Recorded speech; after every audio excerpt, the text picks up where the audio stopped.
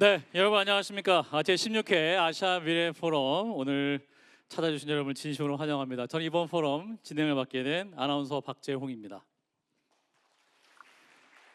네, 매일 저녁 6시에 박재홍의 한판 승부로 여러분 뵙고 있는데요. 오늘 또 귀한 자리에 함께해서 영광입니다. 올해는 민주주의의 미래라는 주제로 아시아 미래 포럼이 기획됐는데 국내외 저명한 인사의 기조발제와 열띤 토론이 함께 진행될 예정입니다. 먼저 양해의 말씀은요. 오늘은 국정감사 등 또 일정상 불가피한 사정으로 일부 귀빈의 참석과 이석 시간이 변경돼서 개회식이 축사, 환영사, 개회사 순서가 사전에 알려드린 내용과 다소 달리 진행될 수 있다는 점 미리 말씀드리겠습니다. 자, 그럼 제16회 아시아 미래 포럼 민주주의의 미래, 큰 기대를 안고 여러분을 큰 박수로 시작합니다.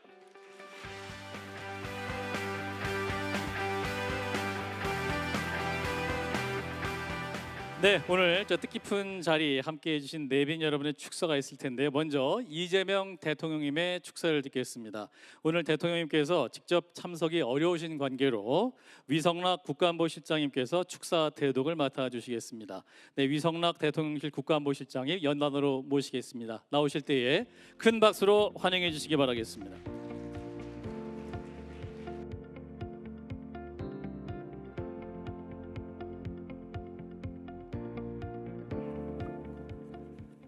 네, 여러분 안녕하십니까? 위성락 안보실장입니다.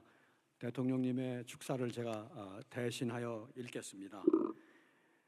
제16회 아시아 미래 포럼 개최를 진심으로 축하드립니다. 뜻깊은 자리를 마련하신 최우성 대표 이사님을 비롯한 한겨레와 한겨레 경제사회연구원 관계자 여러분, 그리고 참석하신 내외 귀빈 여러분께 깊이 감사를 드립니다. 아시아와 세계가 직면한 변화와 도전을 깊이 성찰하며 나아갈 방향을 모색해온 아시아 미래 포럼이 올해는 민주주의의 미래라는 주제로 진행됩니다. 지금 세계는 인류 문명을 위협하는 복합 위기에 직면해 있습니다. 세계 곳곳에 분쟁과 다툼, 불평등과 양극화로 갈등과 분열은 심화되고 기후위기, 인구 감소, 저성장 등 인류가 풀어야 할 공동의 문제는 산적해 있습니다. 이러한 현실을 극복하기 위해서는 기존의 제도와 틀을 넘어서는 해법을 모색해야 합니다. 공감과 신뢰를 바탕으로 국민 각자의 목소리가 반영되고 활발히 참여하는 더 많은 민주주의가 그 답이 될 것입니다. 주권자인 시민 개개인의 뜻과 역량을 한데 모아 공존과 화해, 연대를 향해 나아간다면 미래 세대에게는 희망을 주고 공동체는 계속적인 번영을 가능할 것입니다. 숱한 도전과 과제들을 시민들의 참여와 연대 그리고 집단 지성에 힘입어 극복해온 대표 사례가 바로 대한민국입니다. 가깝게는 12.3 친위 군사쿠데타를 극복하는 과정에서 민주주의가 가진 힘과 희망을 보여주었습니다. 우리는 K민주주의라는 이름으로 세계 민주 시민들에게 새로운 기준과 희망을 제시하였습니다. 빛의 혁명으로 탄생한 국민주권 정부는 국민추천제, 국민사서함, 타운홀 미팅을 시작으로 주권자의 목소리를 국정의 나침반으로 삼는 더 많은 민주주의를 끊임없이 시도하고 있습니다. 주권자인 국민의 뜻에 따라 국정을 운영하는 국민이 주인인 나라로 나아갈 때 우리 모두 함께 잘 사는 나라, 국민이 행복한 나라를 만들 수 있을 것이라 믿습니다. 다시 한번 제16회 아시아 미래 포럼 개최를 축하드리며 오늘 이 자리가 대한민국, 아시아 그리고 전 세계에 다가올 미래를 더욱 환히 밝힐 지혜를 나누는 장이 되기를 바랍니다. 여러분 모두의 건강과 행복을 기원합니다. 고맙습니다. 2025년 10월 23일 대통령 이재명 대독. 예, 고맙습니다. 위성락 대통령실 국가안보실장께서 대신 전해주신 이재명 대통령님의 축사였습니다. 네, 계속해서 축사를 들어볼 텐데요. 다음 축사는 우원식 국회의장님의 축사가 있겠습니다. 네, 우원식 국회의장님이 오늘 안타깝게 해외 일정이 있어서 이 자리에 직접 참석을 하지 못하셨습니다. 그래서 영상으로 축사를 보내주셨는데요. 네, 우원식 국회의장님 화면으로 만나겠습니다. 국민 여러분 반갑습니다. 우원식 국회의장입니다. 제16회 아시아 미래 포럼 개최를 진심으로 축하드립니다. 작년에는 현장에서 함께했지만 올해는 영상으로 인사드리게 되어 아쉽습니다. 뜻깊은 자리를 마련해 주신 최우성 한겨레 신문사 대표이사님, 류익은 한겨레 경제사회연구원장님을 비롯한 관계자 여러분께 감사드립니다. 오늘 지혜를 나눠주실 국내의 석학과 전문가 여러분께도 감사드립니다. 이번 포럼 주제는 민주주의의 미래입니다. 지난 1년여간 전 세계가 한국 민주주의의 회복력에 주목했습니다. 비상계엄 속에서도 민주주의에 대한 국민의 열망과 헌법기관의 역할이 함께 작동하며 위기에 처한 민주주의를 지켜낼 수 있었습니다. 하지만 그 과정에서 민주주의는 더욱더 다양한 도전에 직면해 있기도 합니다. 혐오와 배제, 폭력적 문화가 사회를 흔들고 있습니다. 특히 사회적 양극화와 불평등, 불확실한 경제 현실 속에서 시민 참여와 민주주의 가치는 더욱 흔들릴 수 있습니다. 민생과 민주주의는 서로 연결되어 있습니다. 정치적 민주주의가 강하려면 사회경제적 민주주의가 뒷받침되어야 합니다. 민주주의는 국민의 삶으로 입증되어야 합니다. 한국의 민주주의는 이제 회복을 넘어 더 나은 미래를 향해 나아가야 합니다. 오늘 포럼이 그 과정에서 귀중한 지혜와 통찰을 나누는 자리가 되길 기대합니다. 민주주의는 한 번의 성취로 완성되는 것이 아니라 끊임없이 가꾸고 지켜야 하는 가치입니다. 앞으로도 많은 도전이 있겠지만 우리가 민생 그리고 민주주의에 대한 희망을 포기하지 않는다면 반드시 더 나은 민주주의를 만들어 갈 수 있을 것입니다. 감사합니다.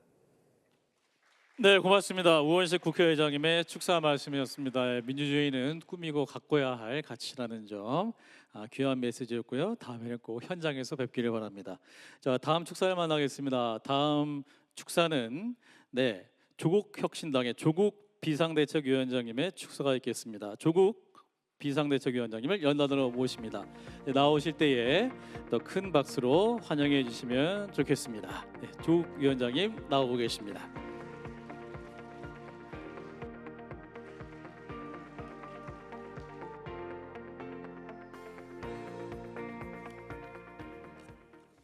저는 더불어민주당 정청래 대표께서 축사하실 줄 알았는데 아마 상임 일정 때문에 못 오신 것 같습니다. 조금 전에 다른 언론사 포럼에서 서로 축사를 하고 헤어졌는데 여기 와 계실 줄 알았는데 아마 다른 일정이 있었을 것 같습니다. 안녕하십니까? 영세정당 조국혁신당 비상대책위원장입니다. 반갑습니다. 제16회 아시아 미래 포럼의 개최를 진심으로 축하드립니다. 최우성 한겨레 대표이사님, 최태원 아시아 미래 포럼 조직위 공동위원장님, 그리고 관계자 여러분께 깊이 감사드립니다. 아시아 미래 포럼의 올해 주제는 민주주의의 미래로 알고 있습니다. 내란의 상처를 회복하고 있는 우리에게 어느 때보다 무겁고 중요한 주제라고 생각합니다. 김대중 대통령께서 말씀하셨듯이 민주주의에는 공것은 없다. 지난 12.3 내란을 온몸으로 맞섰던 평범한 시민들에게 우리는 또 한 번 민주주의의 빚을 졌습니다. 이제는 책임 있는 실천으로 더 좋은 민주주의로 나아가야 한다라고 생각합니다. 다들 아시다시피 전 세계는 지금 민주주의의 격변기에 있습니다. 자산의 격차, 기회의 격차 등이 사람의 존엄을 위협하고 있습니다. 불평등은 민주주의의 가장 깊은 균열입니다. 불평등이 커질수록 민주주의는 더욱 크게 흔들리게 됩니다. 특히 극우는 불평등을 먹고 자란다라고 생각합니다. 그러한 점에서 한국적 진보의 길을 모색해야 한다고 생각합니다. 조국혁신당은 비록 영세정당이지만 사회 경제적 민주주의를 내세우고 그리고 불평등을 해소하기 위해서 헌신하겠습니다. 특히 주거, 돌봄, 의료 등 각종의 사회권 분야에서 우리 사회가 한 걸음 도약되어야만 민주주의는 강화될 것이라고 생각합니다. 사회권이 약해진 나라, 정치적 민주주의도 약해진다고 믿습니다. 균등한 책임과 동등한 참여가 공정한 결실로 이어질 때 서로를 배제하지 않는 사회, 차별을 외면하지 않는 사회, 그리고 더욱 평등한 사회로 나아가리라 믿습니다. 오늘 포럼이 새로운 미래의 방향을 비추는 나침반이 되리라 믿고 또한 희망합니다. 감사합니다. 네, 조국혁신당의 조국 비상대책위원장님의 축사 말씀이었습니다. 네, 국민들은 영세 정당을 생각 안 하니까요. 그런 말씀 안 하셔도 될 것 같습니다. 또 귀한 시간 내주셔서 감사드리고요. 자, 오늘 바쁘신 시간 가운데 많은 또 귀빈께서 많이 와주셨습니다. 한 분 한 분 일일이 호명해드리고 소개해드려야 되는데 시간 관계상 또 일부만 소개해드릴 텐데요. 자, 먼저 오늘 자리에 귀한 발걸음을 해주신 특별한 분을 먼저 소개해드리겠습니다. 원민경 성평등가족부 장관님 짧게 인사 한마디 부탁드리겠습니다. 어디 계십니까? 예, 저기 계시는군요. 예, 박수로 환영해 주십시오. 예. 안녕하십니까. 10월 1일 성평등 가족부로 확대 개편된 저희 부의 장관 원민경입니다. 아시아의 미래를, 민주주의 미래를 함께 고민하는 자리에 함께 하게 되어서 영광이고요. 오늘 이 자리를 통해서 우리 사회가 더욱 발전되고 포용된 미래가 확인되는 그런 사회로 나아가는 좋은 지혜가 모여지는 자리가 되기를 희망합니다. 고맙습니다. 예, 원민경 장관님의 또 귀한 축사 말씀이었습니다. 네, 다음은요. 예, 축사를 들을 텐데요. 거의 그 연예인급으로 분 단위로 스케줄을 소화하고 계신 것 같습니다. 정청래 더불어민주당 대표님의 축사를 들을 텐데요. 지금 입장하실 예정이라고 하는데 예, 놀랍습니다. 자, 아시아 미래 포럼 대한상공회의소 국제회의장에서 함께 하고 있는데요.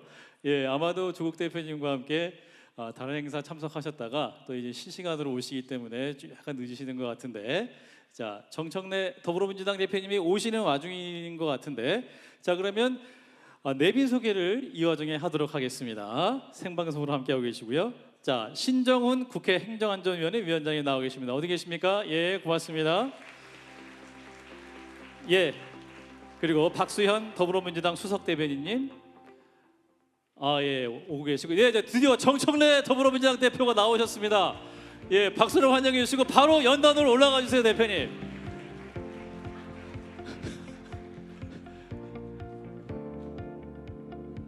예, 악수 이따 하시고요, 대표님 올라가 주세요. 예.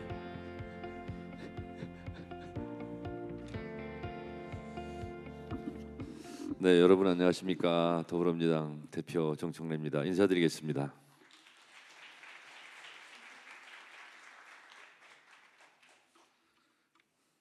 고가도로를 공사하니까요.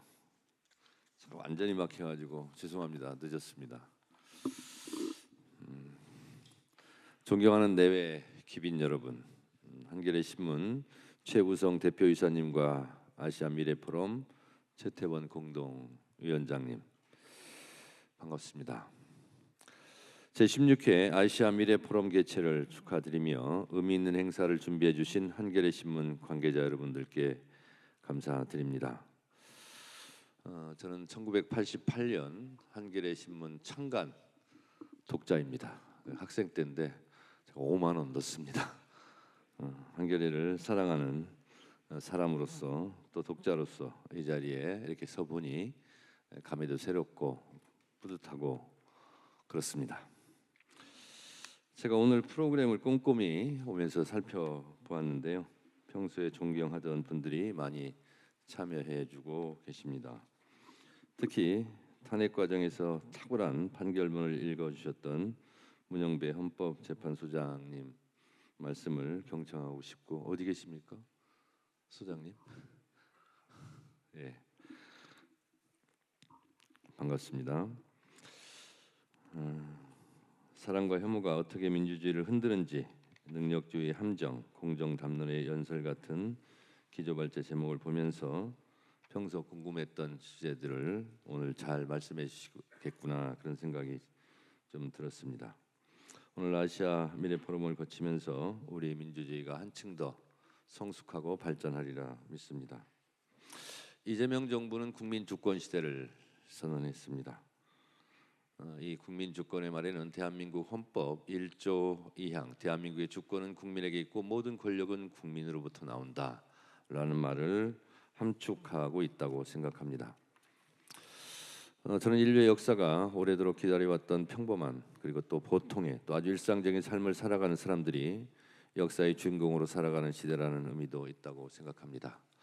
몇 년 전 옥스퍼드 대학교 인류 진화인지 연구소에서 전 세계 전 인류의 공통의 규범, 가치, 키워드를 걸러냈는데 7가지가 있었다고 합니다. 우리에게도 적용되는 거죠. 인류가 지탱하고 발전할 수 있었던 우리 일상의 규범, 가치 7가지. 우더른을 공경해라. 가족 간에는 우애 있어라. 조직에 충성해라. 용감해라. 남의 물건 훔치지 마라. 그리고 재산은 분배하라. 등등이었다고 합니다. 이것을 한마디로 압축하면 협동이었다고 합니다. 인류가 지금까지 진화 발전해 온 것은 바로 이 협동의 가치가 있었다라는 거죠. 이 협동을 저는 다른 말로 해석하면 민주주의 아니겠는가 그렇게 생각합니다. 우리는 1894년 동학농민 인내천부터 그리고 이번 12.3 비삼 내란을 극복하기까지 민주주의를 성숙 발전하는 과정 속에서 많은 고난과 혼란도 있었지만 결국은 우리가 세계적으로 봤을 때 모범적인 민주주의 국가가 되었습니다. 이 한겨레 신문도 87년 6월 항쟁 민주주의의 외침의 성과물로 창간했습니다. 대한민국이 어느 나라도 가보지 못한 이런 새로운 민주주의의 길을 한국 현대사 100년 동안 개척해 왔고 앞으로 이어질 미래 100년 또한 민주주의의 힘으로 우리 대한민국이 성장 발전하리라 저는 믿어 의심치 않습니다. 그런데 말입니다. 민주주의가 극단적으로 후퇴할 수 있다는 것도 우리는 지난 내란의 과정에서 똑똑히 지켜보았습니다.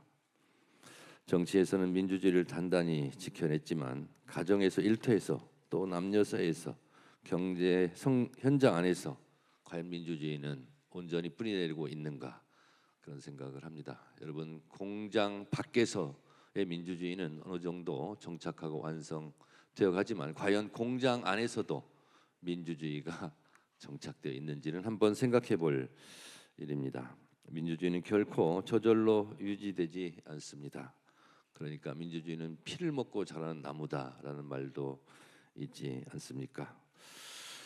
세계적인 석학 제인 맨스브리지 교수는 정치적 양극화는 시장의 확장이 가져온 불평등의 탓이라고 일갈한 바 있습니다. 경제 사회적 불평등으로 인한 박탈감을 해소하고 소외된 이들의 목소리를 껴안는 것도 매우 중요한 일일 것입니다. 오늘 아시아 미래 포럼이 너무 기대됩니다.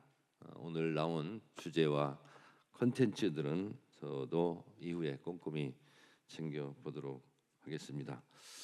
한 말씀 꼭 드리고 싶은 것은 지금 여의도 정치권에서는 사법개혁이 화두입니다. 대법원장께서는 사법부 독립을 주장하시고 계십니다. 근데 하는 말도 제때 저는 해야 된다고 생각합니다. 12.3 내란의 밤 때 계엄이 성공했더라면 사법부는 계엄사령부 발밑에 있지 않겠습니까? 그때 사법부 독립을 외치고 주장했더라면 얼마나 좋았을까 그런 생각을 저는 개인적으로 갖고 있습니다. 여름에는 여름 옷을 입고 겨울에는 겨울 옷을 입어야 제격이지 않습니까? 타이밍이 이렇게 중요합니다. 민주주의 또한 마찬가지입니다. 민주주의를 다시금 생각하게 하는 오늘 한겨레 신문의 이런 포럼 행사가 대한민국의 민주주의 발전을 더욱 성숙하고 더 심도 있게 발전시키는 데 기여할 것이라 확신합니다. 저도 그 길에 미랄이 되도록 하겠습니다. 감사합니다. 고맙습니다. 예, 고맙습니다. 정청래 더불어민주당 대표님의 축사 말씀이었습니다. 예, 다음은요 또 이석하셔야 될 분들이 많이 계셔서 기념 촬영을 먼저 하도록 하겠습니다. 여러분께서는 자리에 착석하신 상태로 계셔주시고 사진 기자가 무대 위에 올라와서 촬영을 하겠습니다.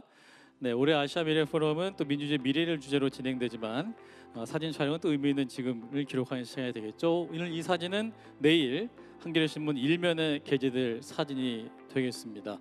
정확히 일주일 뒤에는 그 한겨레 신문 1면에는 에이펙 정상회담, 시진핑, 트럼프가 나올 그런 일면이죠. 네, 한겨레 신문 1면 아무나 나올 수 없습니다. 자, 그러면 그 자리에서 첫 번째 사진은 활짝 웃는 샷을 하겠습니다. 웃어주세요. 네, 한결에 예, 아유 세상에 어두워라. 예, 좋습니다. 자, 됐죠? 자, 두 번째는 손가락으로 작은 하트를 하겠습니다. 작은 하트, 예, 웃어주시고 작은 하트. 자, 작은 하트로 네, 좋습니다. 아주 어색하고 좋아요. 좋습니다. 자, 마지막 큰 박수로 치겠습니다. 박수 한번 치겠습니다. 예, 감사합니다. 아주 좋습니다. 예, 사진. 네, 한겨레 신문 최고의 사진 기자들이 여러분을 찍고 있습니다. 예, 사진 기자들이 만족할 때까지 박수를 쳐주세요. 저분들이 아직 만족을 못 하고 있어요. 예, 계속 찍고 있군요. 예, 예, 아 됐습니다. 됐습니까? 예, 우리 사진 기자님들 네 고생하셨습니다. 자, 이상으로 사진 촬영을 마치도록 하겠습니다. 자, 계속해서 또 우리 내빈 여러분을 소개하겠습니다. 자, 한민수 더불어민주당 당대표 비서실장 함께하셨습니다. 어디 계십니까? 앞에 계시네요. 예, 고맙습니다. 자, 그리고 이한주 민주연구원 원장님, 예, 고맙습니다. 자, 김태현 국민연구공단 이사장도 함께하셨습니다. 예, 감사합니다. 그리고 조용병 전국은행연합회 회장도 함께하셨습니다. 예, 고맙습니다. 자, 박상진 한국산업은행 회장님 함께하셨습니다. 예, 고맙습니다. 자, 그리고 진옥동 신한금융지주 회장님도 함께하셨습니다. 고맙습니다. 네, 계속해서 정진환 우리은행 은행장님 고맙습니다. 네, 계속해서 안종혁 한국수출입은행 행장직무대행님도 함께하고 계셨습니다. 예, 고맙습니다.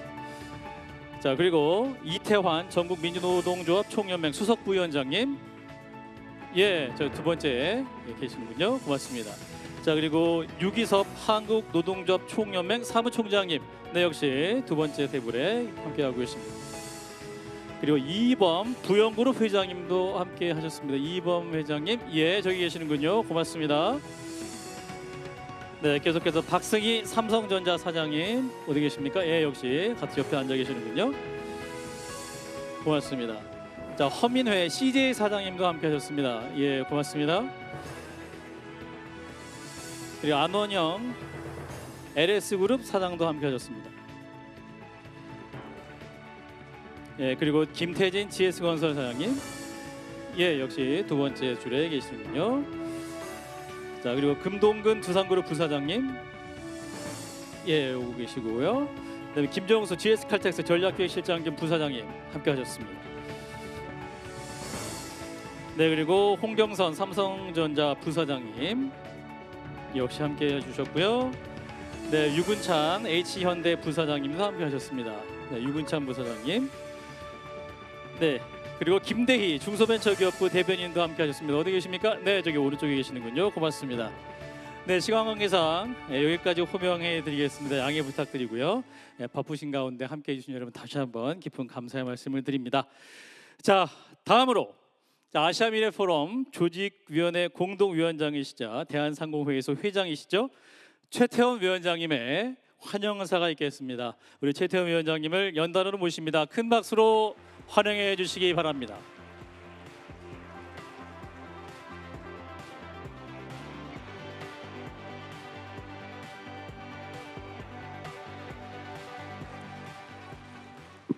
네, 존경하는 내외 귀빈 여러분, 그리고 오늘 뜻깊은 행사를 준비해 주신 한겨레 신문사 최우성 대표님, 임직원 여러분께 감사의 말씀 드립니다. 작년에는 저출생 축소 사회 어떻게 대응할 것인가 이런 주제로 저희가 우리 사회의 근본 문제를 논의한 바 있습니다. 이번에는 민주주의의 미래라는 주제로 아시아 퓨처 포럼을 하고 있습니다. 한겨레가 매년 던지는 화두는 단순한 주제가 아니라 우리 사회가 함께 고민할 시대적 문제입니다. 민주주의 상당히 중요합니다. 근데 누가 뭐래도 되게 중요한데요. 이게 최근 제가 많은 국가들을 쳐다보고 그다음에 보호무역주의가 이제 성행하다 보니까 이제 각 나라의 체제가 어찌 돼서 얼마나 과연 이피션트하게 돌아가고 다른 이런 새로운 조류에 얼마나 잘 적응하느냐가 이제 상당히 중요해진 상황이 되어버렸습니다. 이 말씀을 드리는 이유는 민주주의라고 생각하는 것이 안 중요하다 뭐 이런 얘기가 전혀 아니라 민주주의 엄청 중요한데 거기에 하나 파트너인 옆에 붙는 경제 체제가 있습니다. 민주주의는 저희가 정치 체제를 얘기한다고 생각하면 경제 체제인 저희는 자본주의를 갖고 있죠. 뭐 꼭 그렇지 않은 다른 체제를 갖고 있는 나라들도 존재합니다. 뭐 예를 들면 중국은 공산주의를 채택하고 있습니다. 그래서 경제 체제와 얘기가 좀 다른 거죠. 상당히 많은 나라를 가보면 민주주의라는 말을 다 쓰고 있습니다. 하지만은 그 민주주의와 더불어 같이 옆에 붙어 있는 경제 체제를 어떤 것을 선택하느냐가 결국 전반적인 나라의 체제를 결정하고 이 체제가 얼마만큼 잘 그 사회에서 잘 굴러가고 얼마나 이피션트하고 미래의 경쟁력이 있느냐가 결국은 국가의 존망을 가른다. 이렇게 되는 시대로 저희가 접어들었습니다. 과거의 WTO 체제에서는 그냥 경제 생산 형태나 무역을 잘하면 된다라는 생각을 가졌지만은 이제는 이제 정치 체제와 더불어서 사회 문제를 얼마나 비용을 줄이고 원활하게 잘 작동하게 만들 수 있느냐가 미래에는 아마 가장 중요한 경제 사회 문제가 된다고 봅니다. 따라서 오늘 제가 좀 드리고자 하는 경제인을 좀 대표해서 말씀드리면 저희가 민주주의 논의를 하실 때 자본주의는 어떻게 할 것인가, 저희의 갖고 있는 시장 체제는 어떻게 돌려야지만 가장 되는가, 이걸 빼놓고만 민주주의만 얘기하시면은 이게 한쪽만 얘기하시고 다른 한쪽은 보시지 않는 문제들이 존재한다라는 걸 다시 한번 강조드리고요. 나름 저도 연구한 뭐 약간의 해법이 있어서 오늘 좀 말씀드리고자 하면은 자본주의가 갖고 있던 하나의 문제들이 존재합니다. 자본주의는 항상 돈을 세는 체제였습니다. 그러니까 돈을 세다 보니 무엇을 세지 못하는 것들의 가치에 대한 거는 상당히 떨어집니다. 그래서 반대쪽에 있다라고 부르는 걸 저는 이제 사회적 가치라고 부릅니다. 사회에서 많은 어떤 가치가 있는데도 불구하고 이걸 돈으로 환산하지 못해내는 얘기죠. 저희가 선한 행동을 했을 때 그 선한 행동을 과연 얼마의 가치가 있는지를 측정하는 것은 거의 불가능에 가깝다고 여태까지 생각하고 살았습니다. 하지만 이제는 디지털과 AI 시대입니다. 저희가 측정하지 못할 것이 이제 없어졌습니다. 저희 체제가 좀 더 에피션트 하도록 되려고 생각하면은 저희가 측정하지 못했던 저희의 행동들, 솔직히 이게 민주주의하고도 되게 맞닿아 있다고 생각을 합니다. 이것들을 저희가 측정해서 저희 시스템 안에 집어넣을 수 있을 때 저희 체제는 훨씬 더 자본주의를 갖고 있다고 얘기하지만 자본주의의 그늘이었던 돈이 아닌 가치를 저희가 끄집어내서 이걸 자본주의 시장으로 끌어들였을 때의 위력은 꽤 있다고 생각합니다. 저희가 갖고 있었던 많은 사회적인 문제나 형태들을 풀어낼 수도 있을 뿐더러 또 경제 체제 자체도 2배가 됩니다. 여태까지 돈만 세고 있었는데 이제는 다른 사회적 가치도 세고 있는 얘기가 됩니다. 따라서 이 두 가지를 적정하게 믹스해서 저희가 발현을 할 수 있을 때는 이 보면은 민주주의도 훨씬 더 꽃피리라고 생각을 합니다. 며칠 뒤에는 에이펙이 열립니다. 제가 에이펙 CEO 공동이 아닙니다. 그냥 의장을 맡고 있습니다. 그러다 보니 각 나라 체제가 다르고 각각에 있는 새로운 21개의 나라들이 와서 자기의 체제와 얘기를 다른 쪽과 비교하고 결국은 회담을 하고 무엇인가 협상을 해내는 이 시간들이 계속 올 거라고 생각합니다. 대한민국도 저희의 체제를 좀 더 잘 가다듬고 통해서 에이펙과 같은 많은 무대에서 좀 더 강한 힘을 발휘하고 또 저희가 모범 사례가 되고 저희를 벤치마킹하는 많은 나라들이 계속 되기를 기대합니다. 그래서 오늘 이 포럼이 민주주의의 미래를 잘 다루면서 좀 더 나은 미래를 만들어서 저희 따라오는 밑에 세대에 잘 전달해 줄 되기를 기대합니다. 경청해 주셔서 감사합니다. 네, 고맙습니다. 최태영 아시아미래포럼 조직위원회 공동위원장님께서 환영사 말씀을 해주셨습니다. 다음 포럼 주제까지 제시 주셨어요. 시장 국가 민주주의, 그 안에 있는 자본주의 미래, 시장의 미래에 대한 이야기까지 함께 해 주셨습니다. 자, 그러면 이제 개회사를 듣겠습니다. 제16회 아시안 미래 포럼을 주최하신 최우성 한겨레 신문사 대표이사님의 개회사가 있겠습니다. 우리 최우성 대표이사님 역시 연단으로 모십니다. 나오실 때 큰 박수로 환영해 주시기 바랍니다.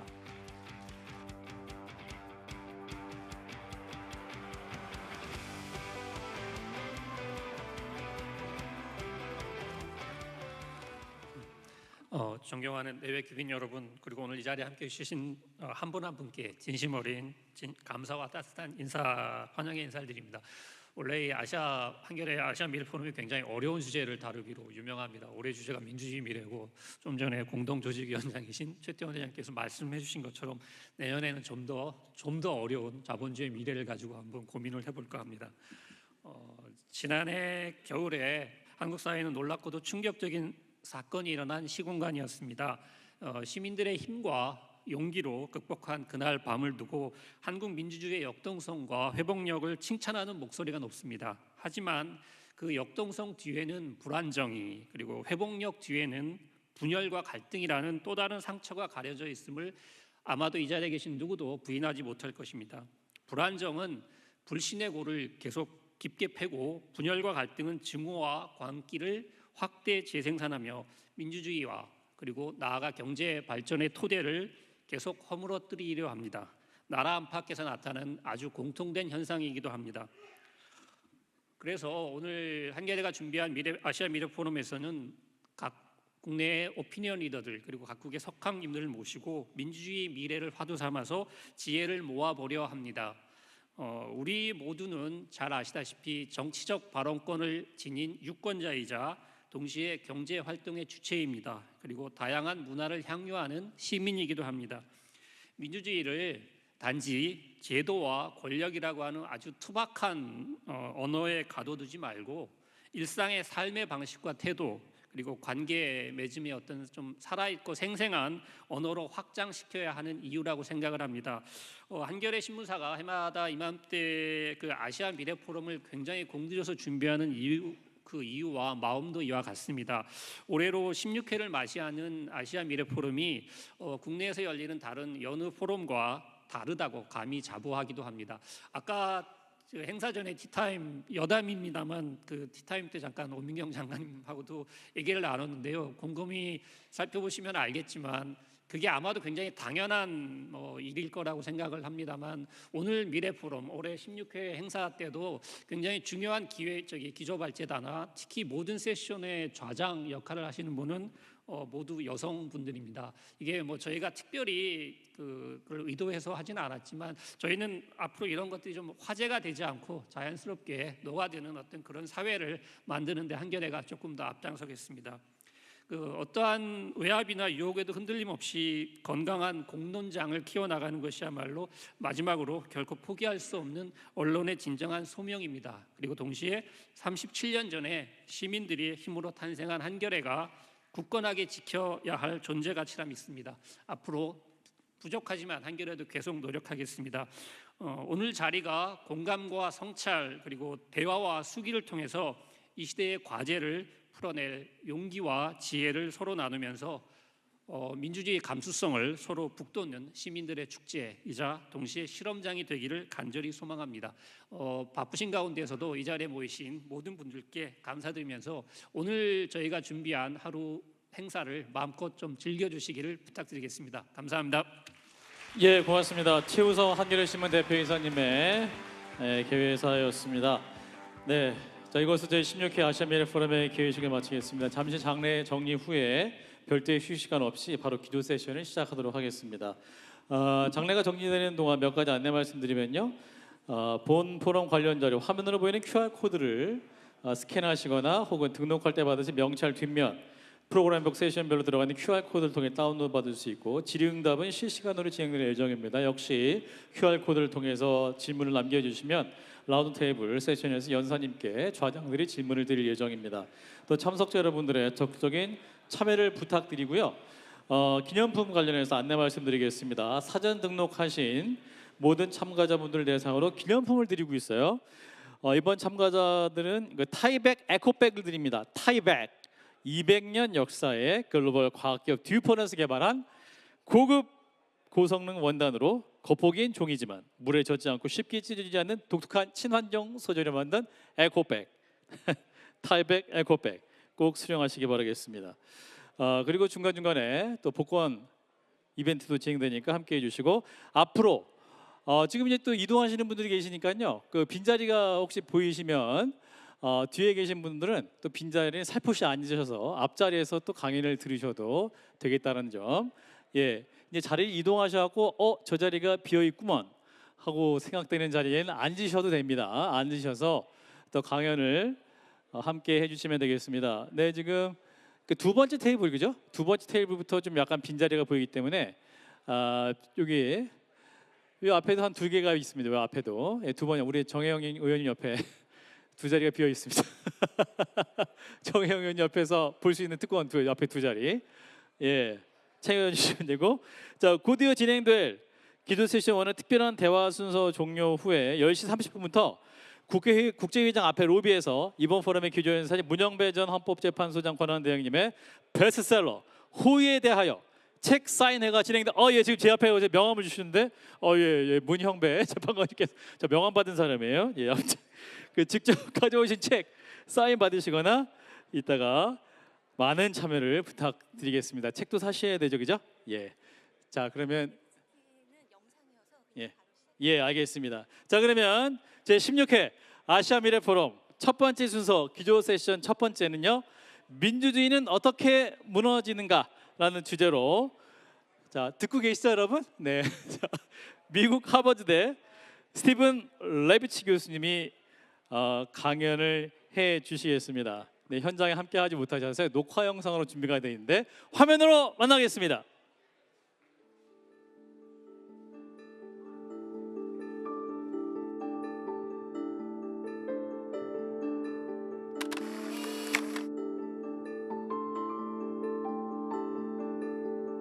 U.S. democracy in the last 7 months has collapsed into what Luke and Wei and I call competitive authoritarianism. Democracies don't die like they used to. Democracies used to die at the hands of men with guns in coups like those of Franco in Spain, Pinochet in Chile, or Park Chung-hee in South Korea. Today, the vast majority of democracies die at the hands of elected leaders, presidents and prime ministers who use the very institutions of democracy to subvert it. So I think you're right in your diagnosis that the Biden administration was unable to do enough to revert the situation and prevent Trump's return to power. I think some of it was outside of his control, which I'll get back to. The one clear advice that I would give if I could go back in time is to actually do what was done in South Korea, which is that the Biden administration was very, very uneasy, very reluctant to prosecute Trump because it's never happened in the United States. We've never prosecuted a former president. And it's viewed as somehow, I don't know, something that we just don't do. So they waited 2 years to begin the prosecution. And that's what allowed delays in the case to be such that Trump was never convicted of the crimes. He was convicted of more minor crimes, but not of the crimes against democracy that he clearly committed. And so Biden could have been, and I think should have been, much more aggressive in prosecuting Trump. Levels of public discontent in almost every democracy in the world are very high. People are angry, they're grumpy, and they're voting against incumbents. So what happened to Joe Biden or Kamala Harris, who was the representative of the incumbent, was what's happening to incumbents in all of the world. Germany, France, UK, South Korea. The Sanchez government in Spain can't figure it out. Macron in France can't figure it out. Schultz in Germany couldn't figure it out. Starmer in the UK can't figure it out. This is a problem across democracies. And the problem in the United States was we had a two-party system, and if the incumbent party was unpopular and didn't win, the alternative was an authoritarian.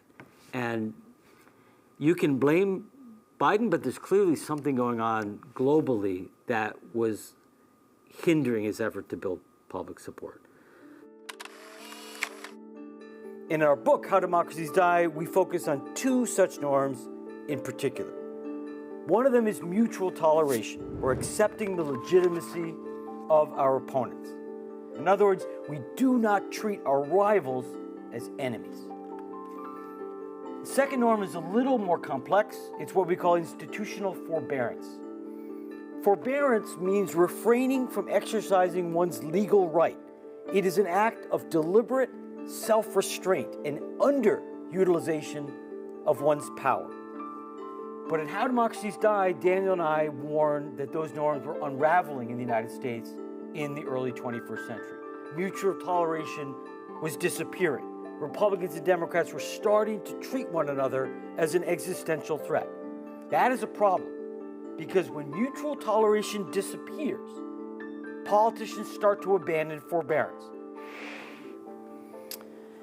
Well, these are tricky concepts, and their mutual toleration and forbearance are kind of counterintuitive. They're not sort of the way you naturally think. They're pretty new. You can disagree with me. We may have different views about how to respond to North Korea. We may have different views on social spending versus taxes, and we may not even like each other very much. But we have to accept one another as legitimate, meaning I have to truly believe that even though I think I'm right and you're wrong, that you have a legitimate right to speak your views and to compete for power. And if you win, I may be unhappy and I may, swear a little bit and kick the couch, but I have to accept that that is okay. Pluralism, accepting the legitimacy of our rivals, allowing them to compete legitimately against us, is a very, very new invention. It took a few decades for the American founders to learn that, and it's been very, very hard in democracies, new democracies, everywhere. It is vital in a democracy that you and I disagree, that we have different views, that we compete against each other. Not only is that okay in a democracy, it's necessary in a democracy, but at the same time that you and I disagree and we compete and we disagree, we have to draw a limit. We have to accept that that there are limits of fair play. Like in a sport, I always use sports metaphors, right? You in a football match, you try hard to beat the other. You don't like the other team. You do everything you can, at least legally, to defeat, but you can't take out a knife and knife the other team. You can't do something that takes the other team off the field, because then you have no game. And if we want to keep a democracy, if we like playing football, if we want to keep playing games of football, we know that we can't kill the other team. We have to know that they have a right to exist. And so democracy requires intense competition and a lot of polarization. That's fine. But we have to know at the end of the day that that's legitimate opposition, that they're not an enemy, that they're not a subversive, that they're not a criminal, they're not a traitor, they're just our rival. And that's a very hard thing for democracies to figure out. It's maybe the hardest thing for democracies to figure out.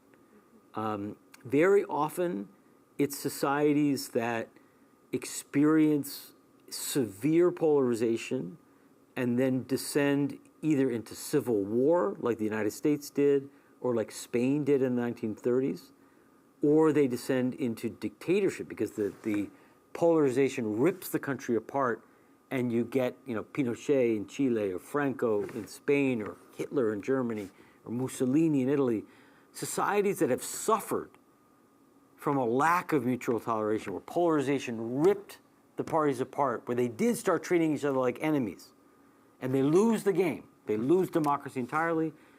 It's those societies often that learn how to build mutual toleration. So really quickly, why did norms of mutual toleration and forbearance break down in the early 21st century. Daniel and I argue that it was extreme polarization. This is actually a parallel to South Korea.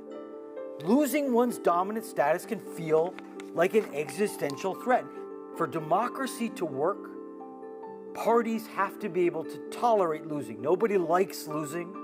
When parties, or particularly their supporters, perceive losing to pose an existential threat, they radicalize. They try to win at any cost. In other words, we argue that it is an outsized fear of losing, an exaggerated fear of losing, that leads parties to turn away from democracy. If you asked me when we wrote How Democracies Die 8 years ago, I would have leaned towards the Democrats using caution and forbearance. That did not work in the United States. The Republican Party continued to radicalize, and now the Democratic Party is faced with not a question of moderation or extremism, but it's a question of using constitutional hardball. If you are faced with an openly authoritarian party in power, as we are in the United States, does the Democratic Party continue to adhere to norms, or does it start to use all the tools in front of them and engage in constitutional hardball? And that debate has shifted. My own view has shifted, and now I think the authoritarian threat is so great that the Democrats have to use hardball. Or one of the lessons I think that liberals learned in Europe in the 1930s is that liberalism and adherence to the law and institutions and fair play is not enough by itself to fend off authoritarian threats, that liberals have to be aggressive and muscular in their defense of democracy. This gave birth to the militant democracy school that I talked about in my lecture. And we're seeing that in Brazil. The Brazilian Supreme Court has been very aggressive, has used hardball to make sure that it keeps Bolsonaro out of the race. And we're now seeing very belatedly the Democratic Party start to do that here. There is this effort pushed by Trump to redistrict the seats in the state of Texas to give the Republicans an additional advantage in the next legislative election. And the Democrats, for the first time, have come back and said, okay, if you do that, we're going to redistrict in the state of California, which we run, so we have so we can win back an additional seats, which means if you play dirty, we're going to play dirty too. Again, in general, I think that's a bad idea. I think you end up with an escalation and a spiraling that can kill democracy. But when one party has become so extreme and so authoritarian that it has already escalated and already spiraled and is threatening democracy, then you reach a moment where the moderate party has to fight back and play dirty as well. And unfortunately, in the United States, I think that's where we are.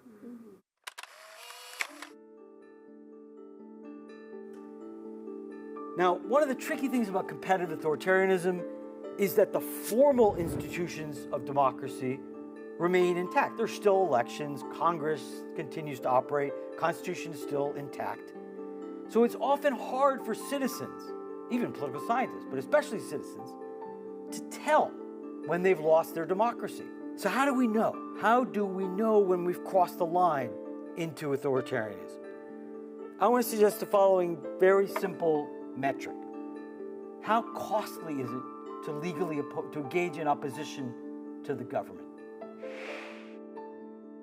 It's very hard to know exactly where that line is, and there's always a debate. And here in the United States, analysts and politicians have been debating that very question for 7 or 8 years, and people disagree.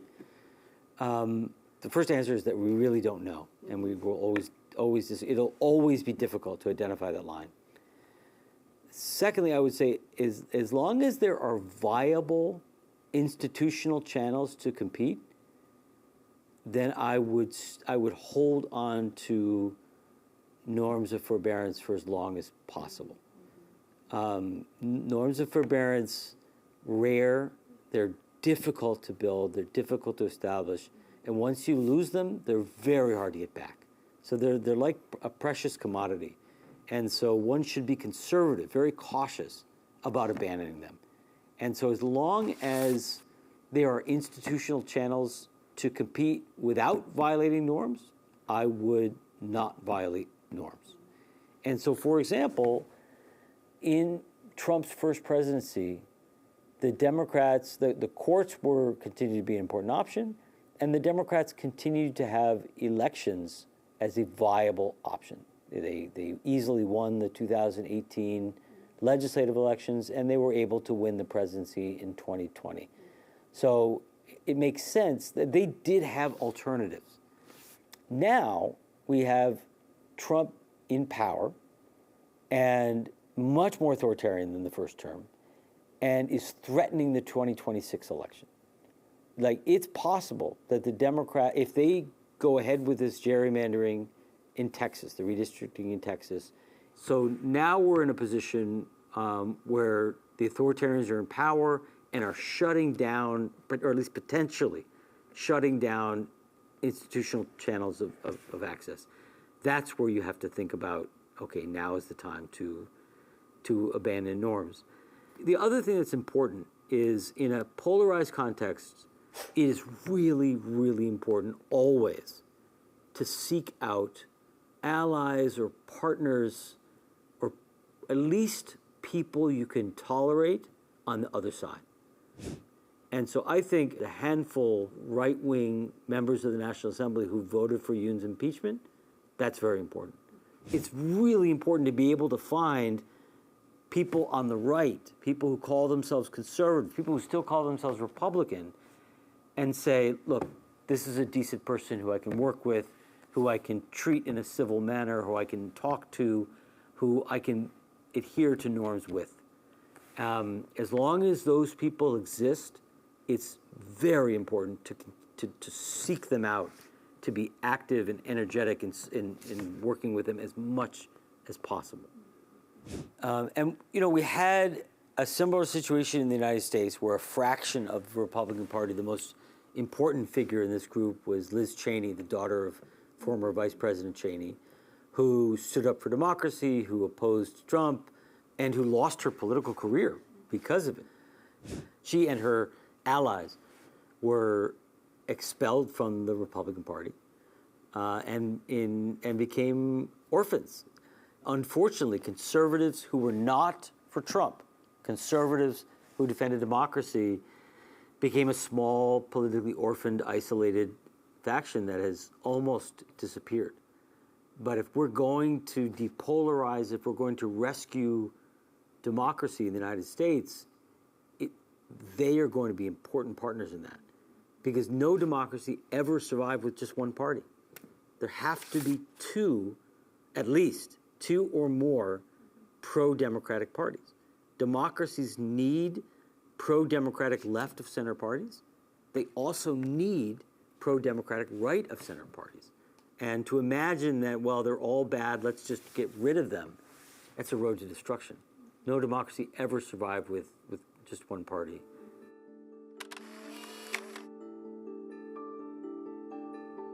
The United States is experiencing what Daniel Ziblatt, Luke and Wei, and I call a great abdication. Democratic abdication occurs when the people who have the authority and the responsibility to defend democracy choose not to do so.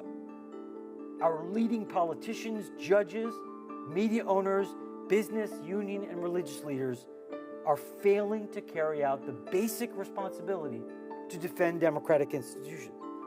One by one, they are acquiescing to authoritarianism. Why is this happening? Part of the explanation, I think, has to do with the absence of a collective memory of authoritarianism. One of the challenges I imagine in South Korea is that economically the dictatorship was so successful. Inevitably, because of the economic success, particularly in the Park government, people associate authoritarianism with at least good economic times. And it's much easier in South Korea to have nostalgia for authoritarianism than in Argentina. I see Germany and the United States as the two extremes. Germans have no choice but to remember. You can't walk a block in Berlin without encountering a memorial, either to communism or to Nazism. And Americans do everything to forget, right? We built our very big country. We erected our first monument to memorialize lynching in the United States in the 2010s. We don't have monuments. We are rebuilding statues memorializing Confederate soldiers. That's not how you build a memory culture. Or it's not how you build a democratic memory culture.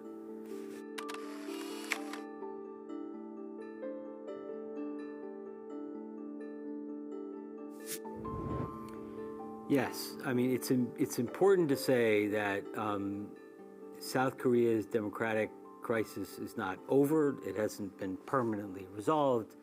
The problem of pretty extreme polarization and widespread use of constitutional hardball persists. So, but I do think, and I'm not an expert in South Korean politics, that South Korea did respond more aggressively and more effectively than the United States. In the two ways that you point to, bringing someone who attacked democracy, to removing them from power, bringing them to justice, considerable societal mobilization, actually not only in 2024, but also several years earlier during the Park government, which maybe was not, never went as far as declaring martial law, but engaged in some abuses and faced considerable societal pushback. So those are very positive things. It's also positive, I think, that at least a faction of the ruling party voted for impeachment, and which is something that we don't see in the United States. It was a very small and ultimately insignificant faction in the United States that supported impeaching Trump. So those were good signs. But the key is when you overcome a crisis like South Korea's, or like the United States after January 6th, the key is learning from the crisis, being able to step back and develop a new way of doing politics. And I am less sure that that's happened, at least yet in South Korea. But what South Koreans did in December and January was historical. And the mobilization, the immediate mobilization to stop the declaration of martial law was absolutely decisive. And as I tell my students, that's how you defend democracy. And South Korea is not the only only country offering lessons to Americans, but it's one of the most important. And the folks who saved democracy in South Korea, the complicated set of actors, but it was mostly society, K-pop kids in the streets, and that's really important. And Americans need to learn from that.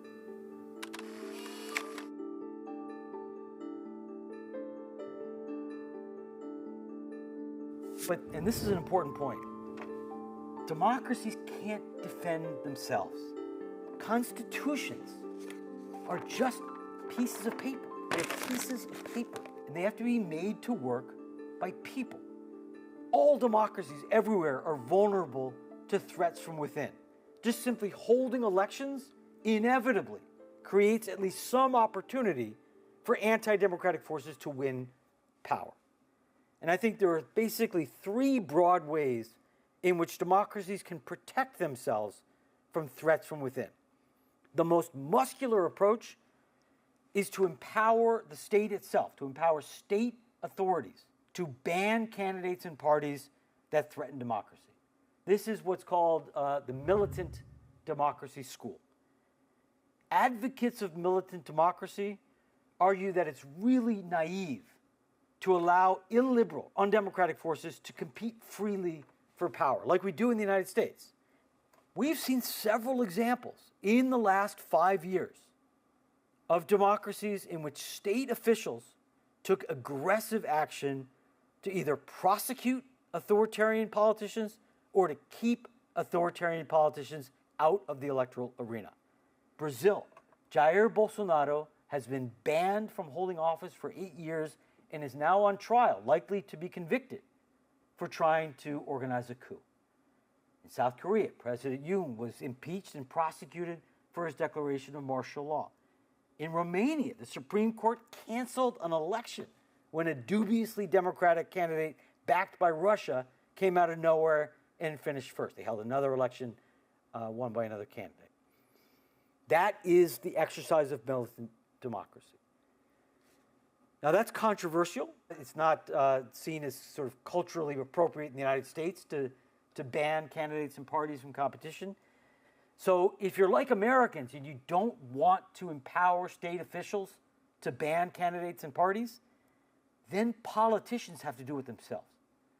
This is the second strategy. It's what Daniel Ziblatt and I call partisan gatekeeping.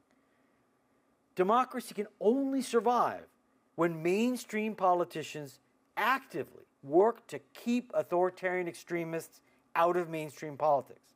It means expelling authoritarian extremists from your party. It means refusing always to nominate or support anti-democratic candidates. And it means working with people from across the ideological spectrum to forge broad pro-democratic coalitions to isolate and defeat illiberal forces. We've seen coalitions like that successfully defeat illiberal forces recently in Poland and in France.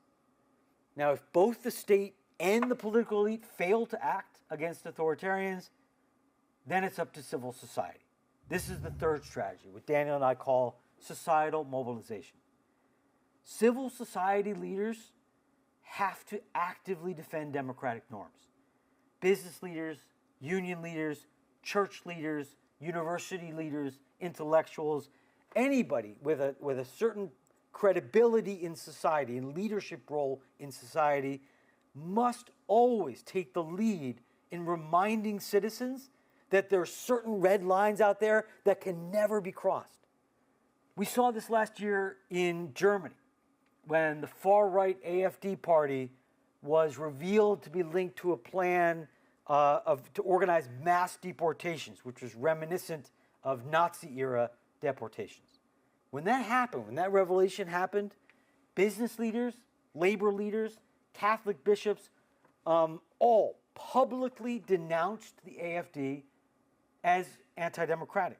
One leading Catholic bishop declared, and I quote, "Anyone wishing to deport other people denies their human dignity. The AfD has abandoned democratic principles and cannot be voted for by Catholics."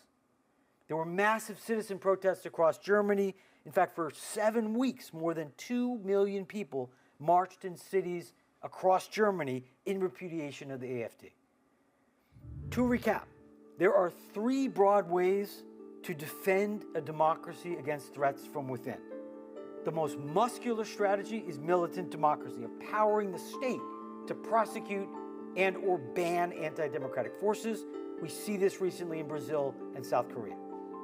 An alternative is for politicians to do it themselves through gatekeeping and through the forging of broad pro-democratic coalitions like in France and in Poland. If politicians fail to act, the last bastion of defense is society itself. And we've seen in different forms a pretty effective societal mobilization recently in Germany, in Israel, and of course in South Korea.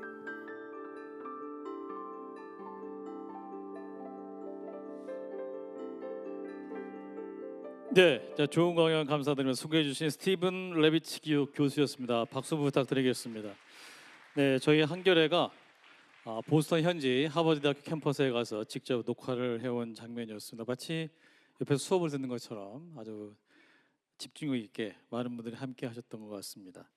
민주주의란 상호 관용과 자제다. 그리고 패배를 견디는 것이다. 존재할 권리를 인정하는 것이다. 라는 말씀. 무엇보다 미국 사회 안에서 대대적인 민주주의의 포기가 일어나고 있다. 그런 의미에서 이번에 계엄 사태를 극복한 우리 대한민국 민주주의에 대해서 굉장히 시사점이 있고 배울 것이 많았다라는 이 레비츠키 교수님의 말씀을 보면서 우리 한국 사회가 이만큼 성숙했고 또 그 이후를 또 준비를 잘 해야겠구나라는 생각을 해봅니다. 자, 1교시 디모크라시, 미국 정치 시간이었고요. 자, 기조발제 두 번째 시간 한국 정치 시간을 갖도록 하겠습니다. 자, 두 번째 기조발제로 넘어갈 텐데요. 자, 두 번째 기조발제 주인공은 문영배 전 헌법재판관님께서 탄핵 결정으로 본 민주주의라는 주제로 기조 강연을 해주시겠습니다. 여러분 나오실 때 큰 박수로 환영해 주시면 좋겠습니다.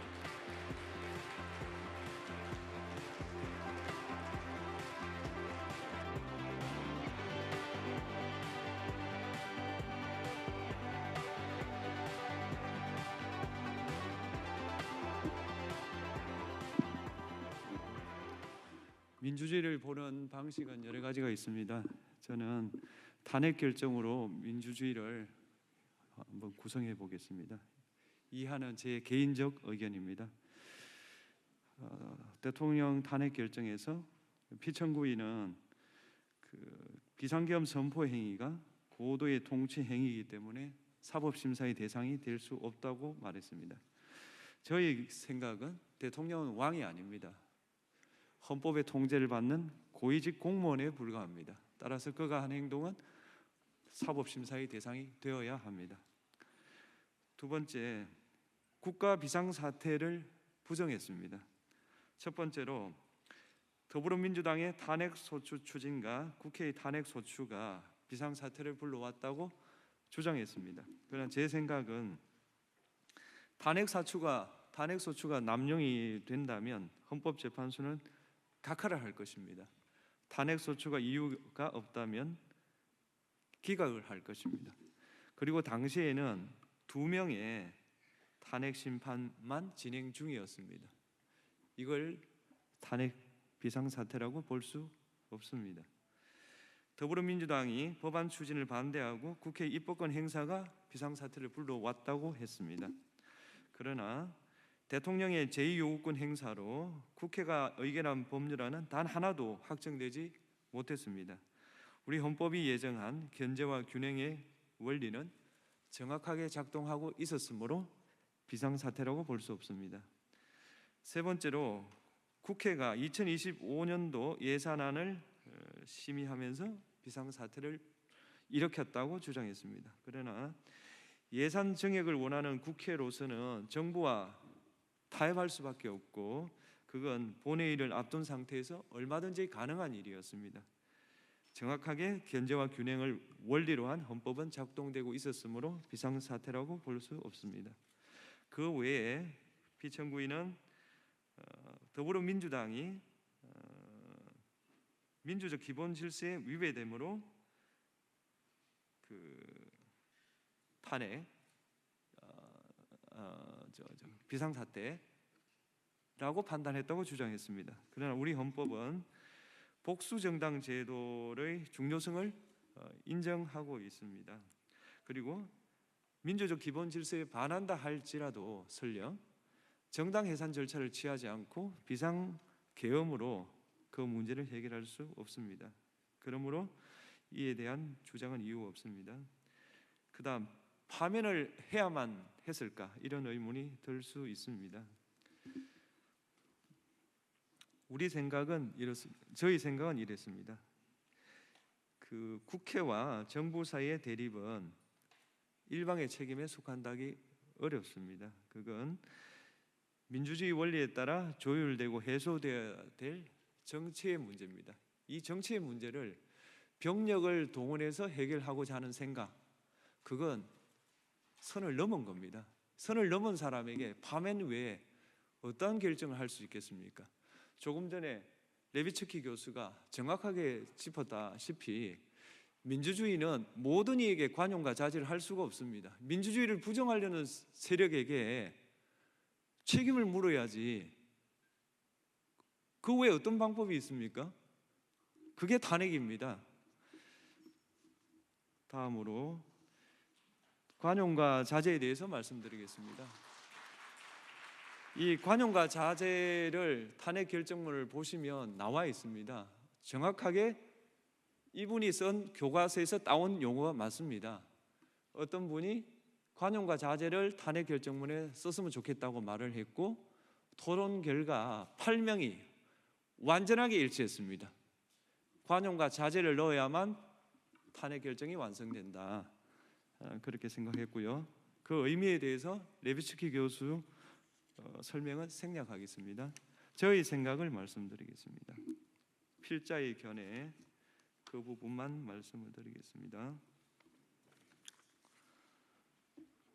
성문의 헌법만으로 민주주의가 유지된다고 생각하지는 않습니다. 저 역시 비공식 규범이 있고 그 대표적인 것이 저는 관용과 자제라고 생각합니다. 우리가 탄핵 결정문을 썼을 때 성문의 헌법에 따라 비상계엄 요건이 되지 않았는데도 비상계엄을 했기 때문에 파면해야 된다 이렇게 분명히 썼습니다. 그걸 쓰고 나서 우리는 뭔가 좀 부족하지 않나 생각을 했습니다.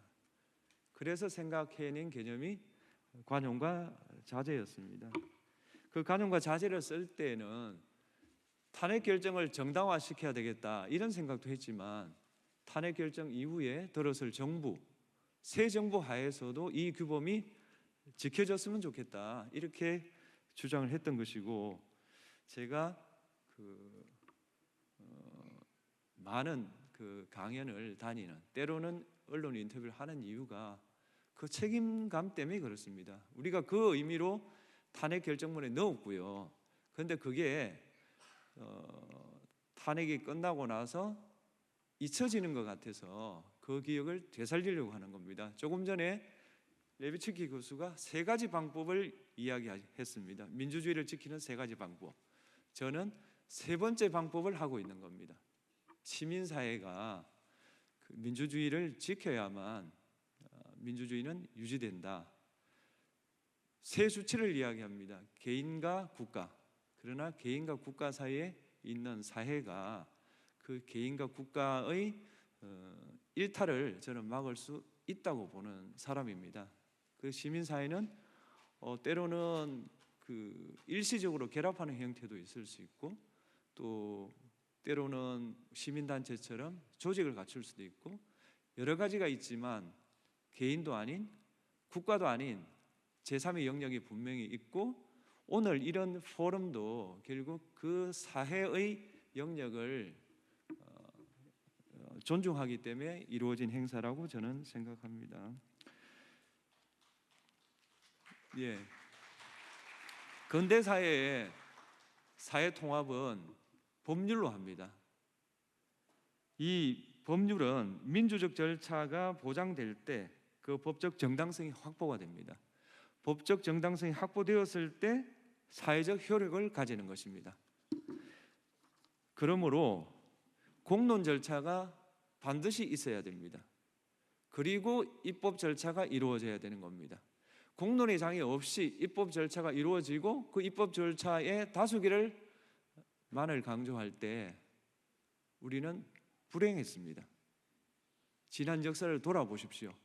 다수결을 강조할 때가 어떤 때인지 저는 그 말을 하고 싶습니다.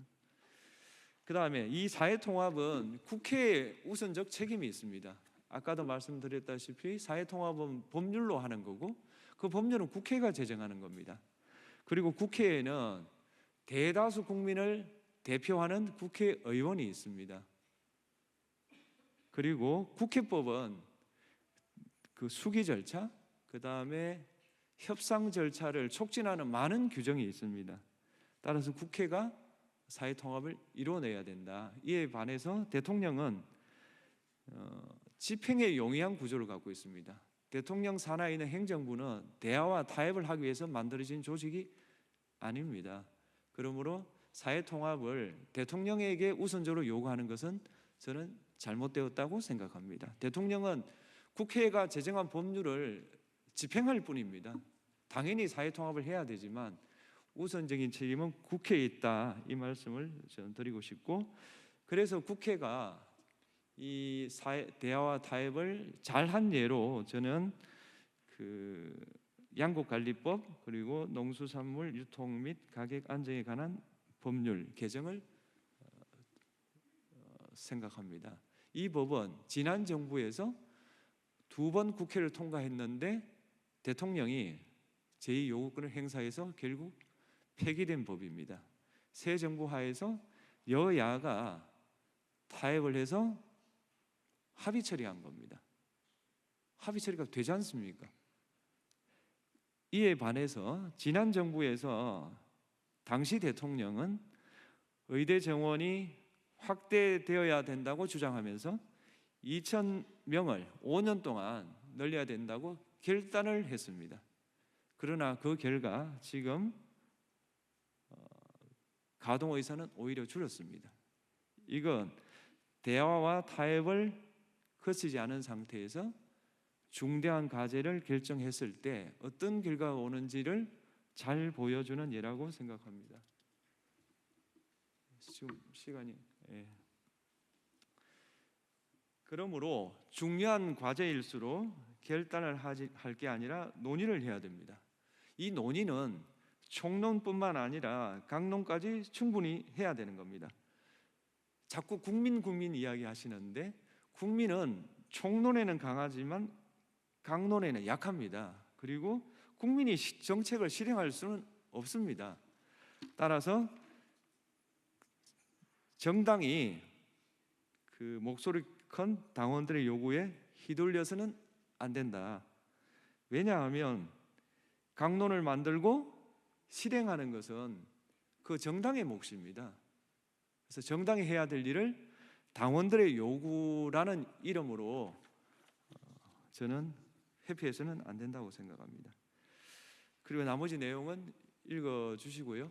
지금 이제 사법개혁이 현안이고 제가 월요일 날 페이스북에 글을 올렸고 수요일 날 그 한겨레 인터뷰가 나가서 어차피 논란이 되었고 그 논란에 대해서는 논란을 일으킨 사람이 해명할 의무가 있다고 생각합니다. 저도. 그래서 많은 인터뷰 요청이 들어왔지만 거절하고 이 자리에서 밝힙니다. 좀 한쪽만 쓰지 마시고 골고루 써줬으면 좋겠습니다. 우선에 첫 번째로 민주당이 제시한 사법개혁 방안에 대해서 저는 총론에 동의합니다. 그러나 강론은 더 논의가 필요하다고 생각합니다. 그 이유는 다음 세 가지 쟁점에 대한 논의가 충분하지 않다고 생각합니다. 알기 쉽게 하기 위해서 지금 뜨겁게 쟁점이 되고 있는 공직선거법 위반의 파기환송심 판결을 예를 들겠습니다. 만약 그 판결이 사실의 문제라면 대법원은 그 사건을 다루어서는 안 됩니다. 그랬더라면 그 논란이 없었을 겁니다. 만일에 그 문제가 법리의 문제라면 그리고 앞으로도 같은 입장을 계속 취하겠다면 대법원은 대법관 수를 정원하는 것을 반대할 이유가 없습니다. 왜냐하면 대법관 1인이 1년 동안 처리하는 사건이 3,000건이 넘습니다. 선진국 중에서 최고법원의 법관이 1년에 3,000건 이상 처리하는 나라는 제가 알기론 거의 없습니다. 그런데 왜 대법관을 늘리라고 하는 요구를 대법관이 반대를 합니까? 이건 모순이라고 생각합니다. 따라서 대법원이 사실 인정을 계속 건드릴 건지 손을 뗄 건지 그 문제를 먼저 정리를 해야 됩니다. 지금과 같은 그런 입장을 계속 하겠다. 그렇다면 대법관을 늘려가지고 안 늘릴 이유가 있나요? 이걸 강조하고 싶습니다. 이제까지는 제가 여당에 좀 쓴소리를 했는데 그건 여당의 힘이 세지 않습니까? 그래서 말을 했던 거고 대법원에 대해서는 제가 웬만하면 안 했는데 오늘 이 말씀을 꼭 드리고 싶습니다. 두 번째 문제는 심리불속행 판결 제도는 저는 상고심사 제도로 바꿔야 된다고 생각합니다. 이유는 이렇습니다. 심리불속행 판결은 판결입니다. 판결인데 이유가 한 줄밖에 없습니다. 최고법원의 판결에 이유가 한 줄짜리 그건 저는 적절하지 않다고 봅니다. 오히려 상고 심사 제도를 도입해서 상고 이유가 없는 것은 상고 불수리 결정을 해야 됩니다. 결정은 이유가 필요 없습니다. 그리고 상고 이유가 있는 것은 본안에 해부해서 심도 있는 논의를 하고 그 결과물을 판결문에 담아야 됩니다.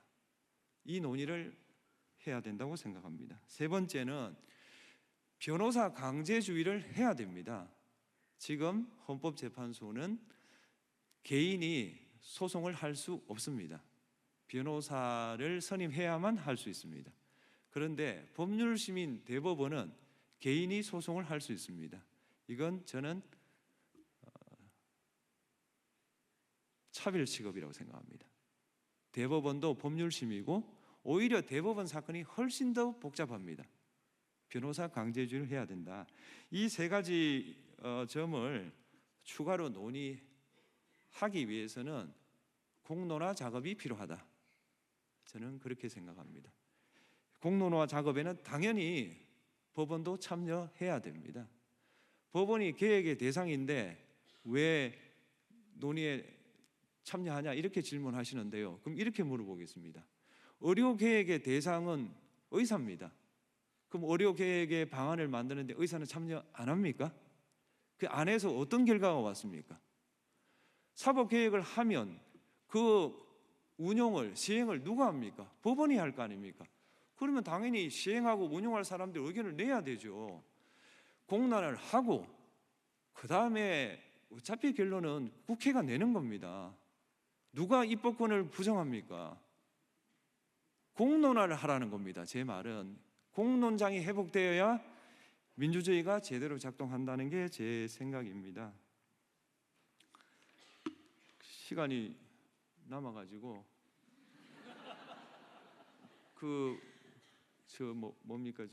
주최하는 측에서 발표를 빨리 끝내라고 했는데요. 저는 말의 그 가치는 말의 길이에 있지 않다고 생각합니다. 말의 깊이에 달려 있다. 이것으로 마치겠습니다. 예, 자 문영배 전 헌법재판관께서 탄핵 결정으로 본 민주주의라는 주제 부문으로 기조 강연을 해주셨습니다. 마치 지난 4월 4일 헌법재판소 재판정에서 발표를 하셨던 그 순간을 또 함께 연장해서 듣는 듯한 그런 시간이었던 것 같습니다. 자, 이제 특별한 대화 순서로 넘어갈 텐데요. 자, 특별한 대화는 우리 최혜정 한겨레 신문사 뉴스룸국 이슈 부국장께서 진행하실 예정이고요. 우리 문영배 전 헌법재판관을 모시고 특별한 대화를 진행하도록 하겠습니다. 예, 아직도 못다한 이야기들 이제 두 분의 인터뷰 방식으로 저희가 함께 듣도록 하겠습니다. 자, 우리 최혜정 이슈 부국장님 준비하고 계시는 것 같고요. 우리 문영배 재판관님은 그 사람이 많을수록 더 말씀 잘한다고 하셨는데 오늘 더 잘하시고 계신 것 같습니다. 자, 우리 최혜정 국장님 박수로 환영해 주십시오. 예. 안녕하세요. 저는 오늘 그 문영배 재판관님과 함께 탄핵 결정과 민주주의 세션을 함께 그 대화를 나눌 한겨레 신문 뉴스룸 그 이슈 부국장 최혜정이라고 합니다. 그 한 두어 달도 아니죠. 한 40일 정도 지나면 12.3 내란 사태가 터진 지 1년이 되더라고요. 벌써 참 1년이나 지났다라는 것이 믿어지지 않고 그 사이에 참 많은 일들이 있었습니다. 아까 대기실에 그 광주에서 오시는 우리 어머님이 오셔서 눈물을 글썽이다가 가셨는데 나라를 구하셨다고. 그만큼 그 우리 마음속에 굉장히 깊은 순간 그리고 상처이기도 하고 또 어떻게 보면 하나의 이제 환희 여러 가지 느낌을 가질 수 있는 기회였던 것 같아요. 오늘 우리 그렇게 힘들게 어렵게 구해낸 민주주의를 앞으로 어떻게 지켜나갈 수 있을지 우리 문영배 재판관님과 함께 얘기를 좀 나눠보려고 합니다. 재판관님 오늘 부산에서 바로 오신 건가요? 어제 와가지고 네. 저기 뭐 방송 시사 방송 아닙니다. 교양 방송 하나 녹화하고 네. 왔습니다. 이게 그 탄핵 심판이 4월 4일이었어요. 탄핵 그 재판 선고가. 그때가 초봄이었는데 벌써 계절이 2번이 바뀌었습니다. 그 사이에 뭐 새 정부도 들어서고 우리 사회도 많은 일들이 있었지만 재판관님도 그 자연인으로 돌아오셨잖아요. 퇴임 이후에 요즘 좀 어떻게 지내고 계시는지 근황부터 좀 말씀. 저는 그 탄핵 결정할 때가 정말 힘들었거든요. 그 탄핵 결정하고 나면 정말 편안한 삶을 살 줄 알았는데 지금도 좀 문자가 오고 있거든요. 근데 지금 문자는 양쪽에서 다 옵니다. 그게 좀 달라진 겁니다. 뭐 강연도 많이 하시고 뭐 또 책도 쓰셨고요. 네, 잘 보고 있습니다. 강연 나가는 거에 대해서 자꾸 말씀하시는데 저 무직입니다. 무직이 강연 좀 하는 거 가지고 좀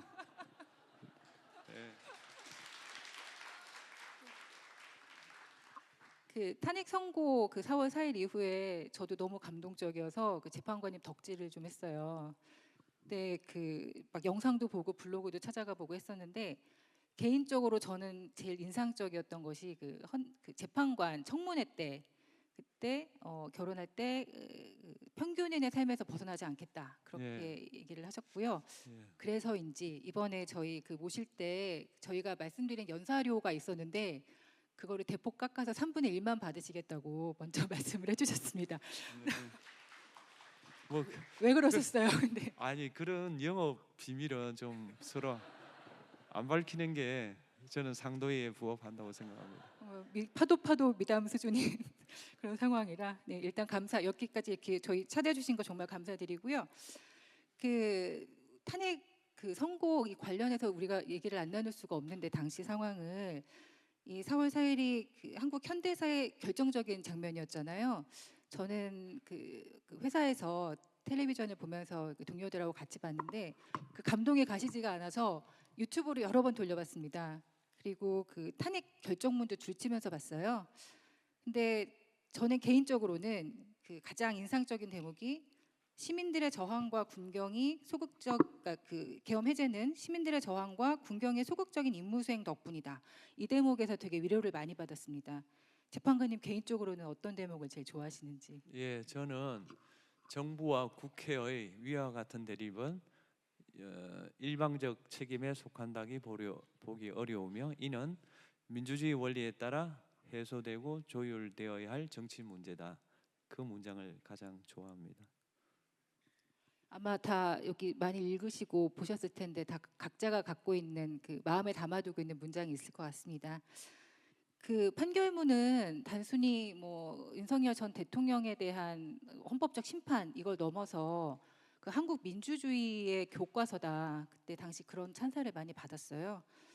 특히 아까 뭐 그 연설 과정에서도 말씀 주셨지만 그 우리 사회 특히 정부와 국회를 향해서 관용과 자제의 규범이 민주주의의 필수 요소다. 그 부분을 좀 강조를 하셨습니다.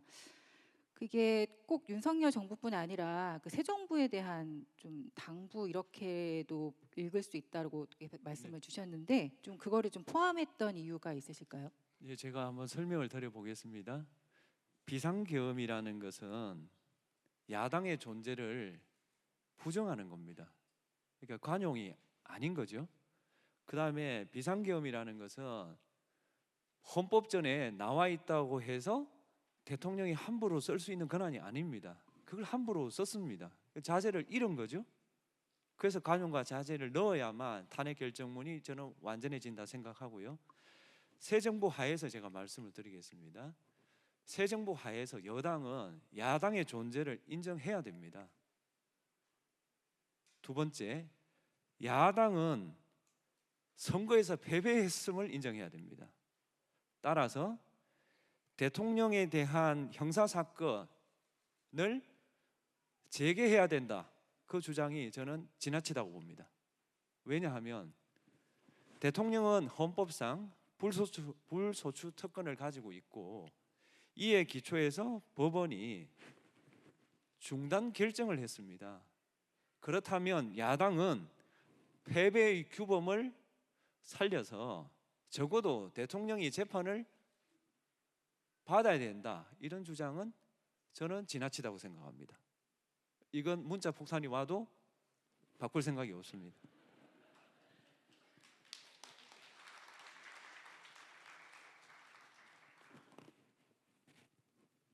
이상입니다.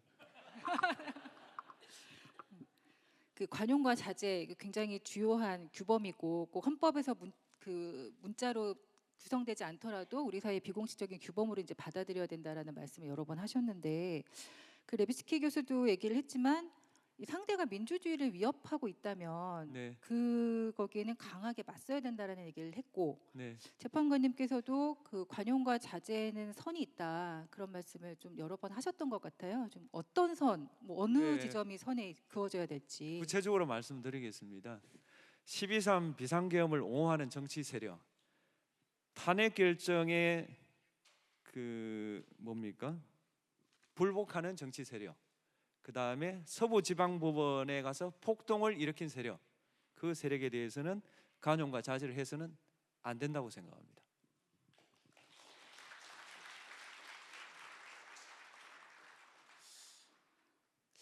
좀 개인적으로도 좀 궁금하긴 한데 그 지금 그 국민의힘이 뭐 거기에는 물론 탄핵에 찬성한 의원들도 있지만 또 그렇지 않은 의원들이 많고 또 최근에 또 장동혁 대표가 윤석열 전 대통령 면회도 하고 그러면서 좀 논란이 있어요. 근데 인정을 해야 될까요? 어떻게 해야 될까요? 그건 정치 영역에서 다뤄주시기 바랍니다. 알겠습니다. 그 탄핵 선고가 내려지면 좀 사회가 안정되고 우리 사회가 좀 물론 그 이후에 많이 제자리를 찾아가고 있습니다. 안정되고 우리가 좀 편안해질 거라고 생각을 많이 했었는데 요즘 상황을 보면 좀 정치 양극화도 더 심해진 것 같고 분열도 좀 많아진 것 같고 그럼 걱정하는 목소리들이 좀 있어요. 그 레비츠키 교수도 그 위기를 넘긴 이유가 더 중요하다 이렇게 얘기를 했습니다. 그 재판관님 보시기에는 지금 한국 민주주의 그 탄핵 이후에 좀 어떻게 좀 자리를 찾아가고 있다고 보시는지? 네, 저는 그 비상계엄 사태가 완전히 극복되지 않았다고 생각합니다. 그래서 저는 특검 수사를 지지하고 그것으로 진상이 분명히 밝혀지길 바랍니다. 그리고 관용과 자제를 실천하는 정치인에게 비겁한 타협을 했다라는 그런 평가가 저는 없어져야 된다고 봅니다. 왜냐하면 민주당을 지지하는 국민은 뭐 여론조사를 보면 40에서 50% 정도 됩니다. 그다음에 국민의힘을 지지하는 정당이 저 국민이 뭐 대체로 한 30% 전후인 것 같습니다. 좀 뭐 30% 후반인 것도 있고요. 그러면 민주당 입장에서 국민의힘이 못마땅할 수는 있습니다. 그러나 국민의힘을 지지하는 국민을 못마땅해서는 안 된다고 생각합니다. 그 사람을 부정해서는 안 된다. 그렇기 때문에 저는 관용과 자제를 더욱 해야 된다고 생각하고요. 마지막으로 아쉬운 것은 지식인들마저 진리에 대한 그 생각이 저는 양분되어서는 안 된다고 생각합니다. 지식인은 진리를 추구하는 사람들이잖아요. 그렇다면 여당에게도 쓴소리를 할 수 있어야 되고 야당에게도 쓴소리를 할 수 있어야 되지. 어떻게 지식인이 한쪽 진영만 그렇게 나무랄 수 있나요? 저는 최근 들어서 지식인 그룹에도 저는 양극화가 되고 있는 게 아닌가. 심지어는 어떤 지식인이 저에게 너 그 뭐하러 쓸데없이 그렇게 여당에 쓴소리를 하냐. 너는 어차피 여당이 지지하는 사람인데 뭐 장차 뭐 이런 이야기를 해요. 그게 맞습니까? 아니 옳으면 옳은 거고 틀리면 틀린 거지. 저는 잘 이해가 안 됩니다. 그리고 제가 진영이 어디 있습니까? 저는 정치할 생각도 없고 정치인도 아닙니다. 저는 진영이 없습니다. 없고 오로지 제가 공론의 장에 나서는 이유는 제가 원하지 않았지만 정말 원하지 않았습니다. 탄핵 결정을 했고 그 탄핵 결정의 의미가 충분히 엄미되지 않는 현실을 보면서 뭔가 설명해야 된다는 책임을 느꼈습니다. 그 책임을 이행하는 것이지 이렇게 말함으로써 나에게 이익이 된다, 불리하다. 김장하 선생은 저를 그렇게 가르치지 않았습니다.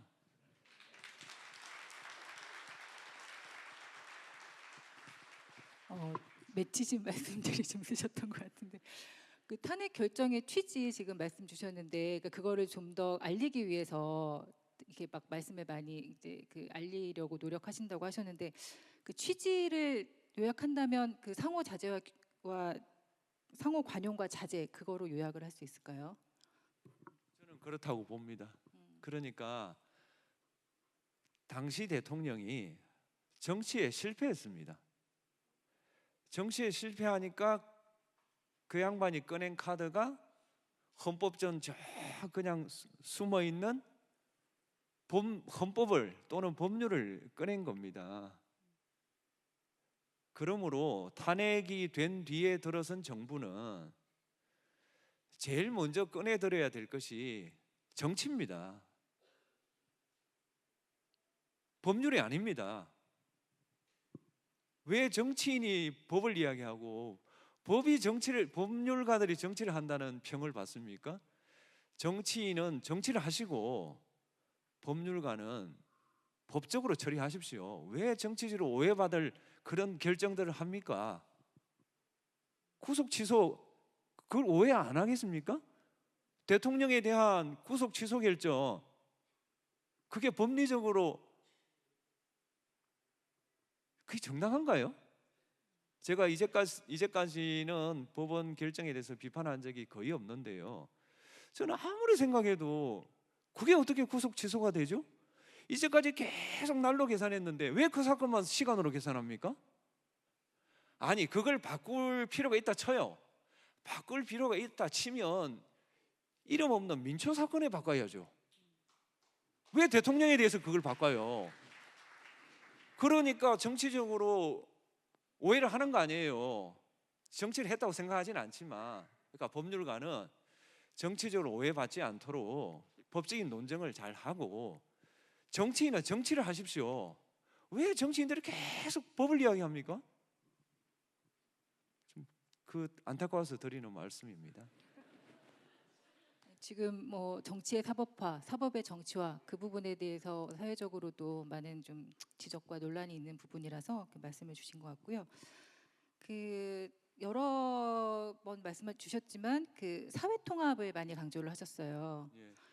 예. 근데 이 탄핵 이후에 아까도 뭐 간단히 말씀을 주셨겠지만 그 갈등이 좀 더 깊어지는 것 같습니다. 특히 그 공론장이 사라진다라는 우려가 좀 많아요. 그 양쪽에서 좀 극단적인 목소리들이 좀 힘을 얻고 그런 것들 때문에 과잉 대표되고 전반적으로 합리적인 목소리들이 좀 사라지지 않느냐 이제 그런 걱정들이 좀 있습니다.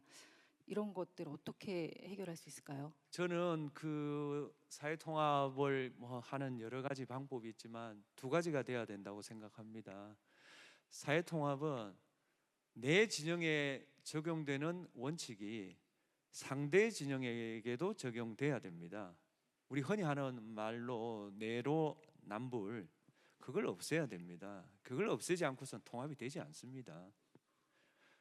두 번째로는 공론의 장이 회복돼야 됩니다. 공론의 장은 설득으로 승부를 하는 겁니다. 설득으로.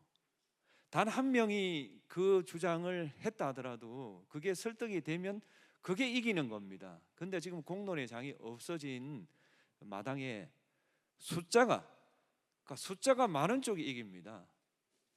그래서 각 정당의 공천도 목소리 큰 사람들이 우선이 되고 정말 강론도 많고 실행도 많고 그다음 소통에도 능한 정치인들이 저는 정당한 평가를 받지 못하고 있다.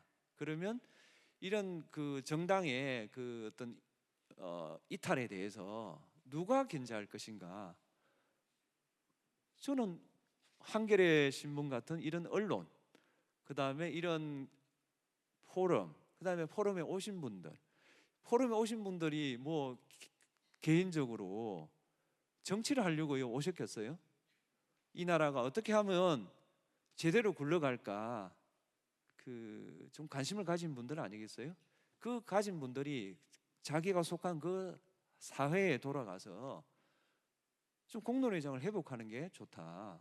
그리고 내가 어떤 정당을 지지하지만 그 정당의 정책 중에 잘못되었을 때는 잘못되었다고 말을 해야죠. 그리고 말을 해주는 게 얼마나 고맙습니까? 지난 정부 쏜소리를 얼마나 했는데 얼마나 무시했습니까? 그래 무너진 거 아니에요? 저는 한 번도 지난 정부에 대해서 쏜소리를 한 적이 없습니다. 왜냐하면 쏜소리 할 기분도 아니고 해도 듣질 않아요. 그런데 저는 이 정부의 국회에 대해서입니다. 쏜소리를 많이 했습니다. 그 이유는 저는 이 정부가 성공하기를 바랍니다. 누구보다도. 왜냐하면 우리가 어렵게 탄핵을 했고요.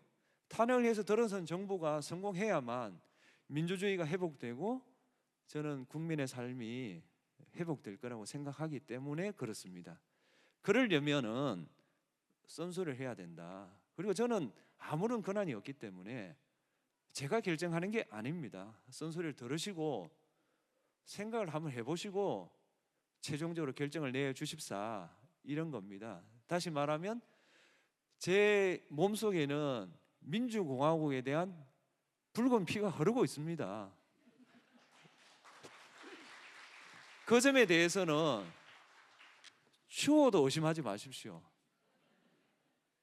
제 민주공화국에 대한 충성심은 변함이 없다. 이 말씀을 꼭 드리고 싶습니다.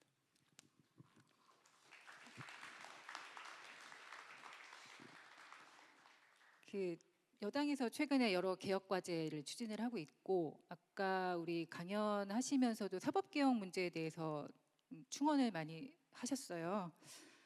근데 재판관님께서는 그동안 재판관으로 활동하시면서도 그러니까 판사로서 계시면서도 사법개혁 논의에 대해서 굉장히 고민을 많이 하신 걸로 알고 있고 최근에 페이스북에 이번 사법개혁 논의에 대해서 not because가 아니라 yes but의 이 협상의 기본적인 법칙이어야 된다 그렇게 말씀을 주셨습니다. 지금 어떻게 진행을 해야 될까요? 이 부분은 저는 국회와 사법부 사이에 관용과 자제가 적용되어야 된다고 생각합니다. 먼저 법원에 묻고 싶습니다. 여러분은 관용과 자제를 지켰습니까?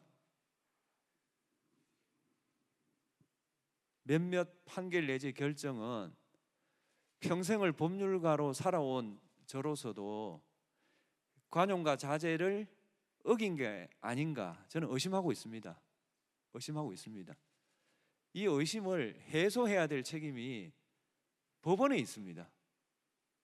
그런데 사법의 독립이다라고 이야기합니다. 저는 신뢰를 이야기하고 있습니다. 신뢰를 이야기하고 있으면은 신뢰로 답을 해야지 왜 독립으로 이야기합니까? 저 역시 사법의 독립을 위해서, 사법의 신뢰를 위해서 제 나름대로 법원에서 애썼다고 생각합니다. 그렇지만 판결을 불신할 때는 법원이 신뢰성 있는 조치를 취해야 되는 거지 거기에 재판의 독립을 이야기하면 안 됩니다. 맥락이 다르지 않습니까? 누가 봐도 대통령에 대한 구속 취소 결정은 의심을 할 수밖에 없는 사건입니다. 그 의심을 제기했는데 한다는 소리가 재판의 독립이다고요? 뭐 하는 이야기입니까 지금? 그렇다면은 지금 내란죄 재판을 하고 있잖아요. 내란죄 재판에 국민이 신뢰할 수 있도록 조치를 취해야 되죠. 저는 어차피 오늘 말하는 김에 한 가지 더 하겠습니다. 내란 재판을 하고 있어요. 내란 재판을 하고 있잖아요. 재판부가. 그게 얼마나 중차대한 사건입니까? 그리고 신속하게 재판해야죠. 그런데 그 재판부가 일반 사건을 하고 있었대요. 전 그거 몰랐어요. 그게 말이 돼요? 법원 관계자 여러분, 오늘 좀 이해해 주십시오. 제가 여당의 쓴소리를 많이 했기 때문에 제가 너무 힘들어요. 문자가 많이 와서. 그래서 오늘은 너는 왜 법원에 대해서 비판을 안 하냐고 하길래 법원을 한번 비판하겠습니다. 그에 대한 책임은 또 달게 받겠습니다. 내란 재판을 하고 있는 재판부가 일반 사건을 하고 있어요. 문제 있는 거 아니에요? 그리고 재판을 일주일에 몇 번씩 해야죠. 내란입니다. 내란. 옛날 말로 하면 역모예요. 역모 재판을 무슨 일반 재판하고 같이 해요. 그걸 국민이 불신하는데 재판의 독립이다? 그게 맞는 이야기입니까? 두 번째로 중개예요. 중개. 헌법재판소 중개 다 했어요. 그렇지 않습니까? 그걸 법률 통과하기 전에 왜 중개를 못합니까?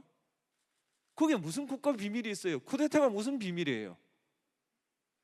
자기들이 불신을 자초해놓고 재판의 독립을 이야기하면 그게 먹히냐고요. 그래서 신뢰성 있는 조치를 취하라. 취하면 국민들이 법원에 대해서 신뢰를 회복을 할 거 아닙니까? 그러면 제도 개선에 대해서 차분하게 논의를 할 수 있는 거죠. 그게 1번입니다. 이제 국회에 대해서 말씀드리겠습니다. 영어를 좀 쓰겠습니다. 레비츠키 교수도 영어를 썼지 않습니까? 휴먼 에러를 시스템 에러로 받아들여서는 안 됩니다. 휴먼 에러는 그 휴먼을 책임을 물으면 돼요. 시스템은 시스템대로 가야 됩니다. 그런데 휴먼 에러를 해결하기 위해서 시스템을 바꾸겠다. 저는 문제가 있다고 생각합니다. 지금 사법개혁 방안에 대해서 그런 문제는 없는지 한번 국회에서 한번 좀 숙고를 해 주셨으면 좋겠습니다. 저는 그 점이 좀 의심스럽습니다. 그렇다면 그 의심을 공론화 과정에서 좀 풀어주시기를 바랍니다. 오늘 이후로 문자 폭탄이 2배가 될 것 같은 느낌이. 제가 여태까지 뵀던 그 강연 중에서 가장 사이다 말씀이시지 않았나? 근데 지금은 이런 말 적당한지 모르겠는데요. 제가 이제껏 뭐 어떤 신문을 보면 제가 재판관을 사퇴해야 될 사람이거든요. 그렇지 않습니까? 지난 탄핵 재판을 보면 재판관 사퇴를 가장 많이 거론한 신문이 있어요. 읽어보시면 알 거예요. 최근 들어 그 신문에서 제 말을 굉장히 많이 인용을 해요. 그러면서 어떤 분이 저한테 페이스북 메신저를 보내왔어요. 당신이 조금 중도를 지키지 말고 진보적 편향성을 유지했으면 좋겠다. 당신이 지금 어떤 신문에 이용당하고 있다. 그렇지 않습니다. 저는 옛날이나 지금이나 똑같은 말을 하고 있고요. 그 신문이 자기가 필요한 부분을 갖다 쓰는 겁니다. 그 상관이 없고요. 저는 그 공론의 장은 좀 제발 억압을 좀 안 했으면 좋겠어요. 재판도 그렇잖아요. 재판도 대역 재인을 저지른 사람도 할 말 다 하고 처벌을 받는 거 아니에요? 근데 제도 개선을 논의하는데 의견만 내면 뭐 이렇게 뭐 해가지고 중진 의원도 지금 말을 제대로 못 한대요. 그게 여러분이 꿈꾼 민주주의입니까? 그 한겨울에 그 무슨 눈 오는 날 기세스 해가면서 여러분이 회복하려고 했던 민주주의가 그런 거예요? 저는 그런 생각으로 탄핵 결정을 하지는 않았습니다. 저는 백범일지의 김구 선생이 산에는 하나의 나무만 나지 아니하고 들에는 하나의 꽃만 피지 아니한다. 여러 가지 나무가 어우러져 위대한 삼림의 아름다움을 이루고 100가지 꽃이 섞여 피어 봄들의 풍성한 경치를 이루는 것이다. 그런 사회를 만들고 싶어서 탄핵 결정을 한 겁니다.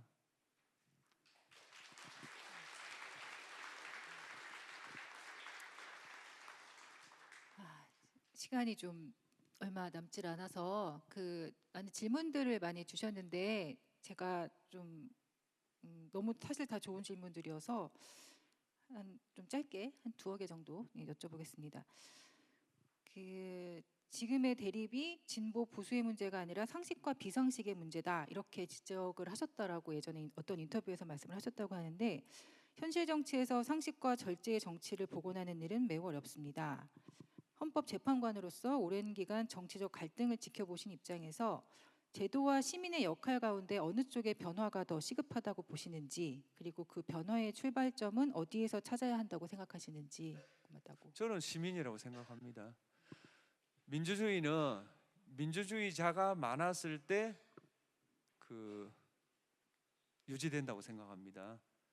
민주주의자를 길러내는 그 길은 국가에 있지 않다고 저는 봅니다. 민주주의를 길러내는 길은 시민사회에 있다. 그래서 시민사회의 공론회장이 회복되어야 국가 권력이 제대로 권한 행사를 할 수 있다. 근데 지금은 정당과 그 당원 간에 저는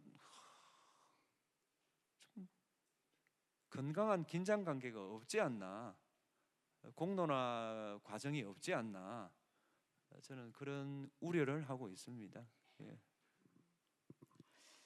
그리고 퇴임하신 이후에 우리 재판관님께서 그 대중 활동하시는 모습을 보면 재임 중에는 알지 못했던 유머와 센스가 인상적이셨다.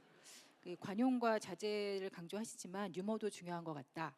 민주주의 발전과 지속에 있어서 유머의 중요성은 어떻게 보시는지 질문이 들어왔습니다. 저는 유머가 그 적대 관계에 있는 사람들의 관계를 부드럽게 할 수 있다.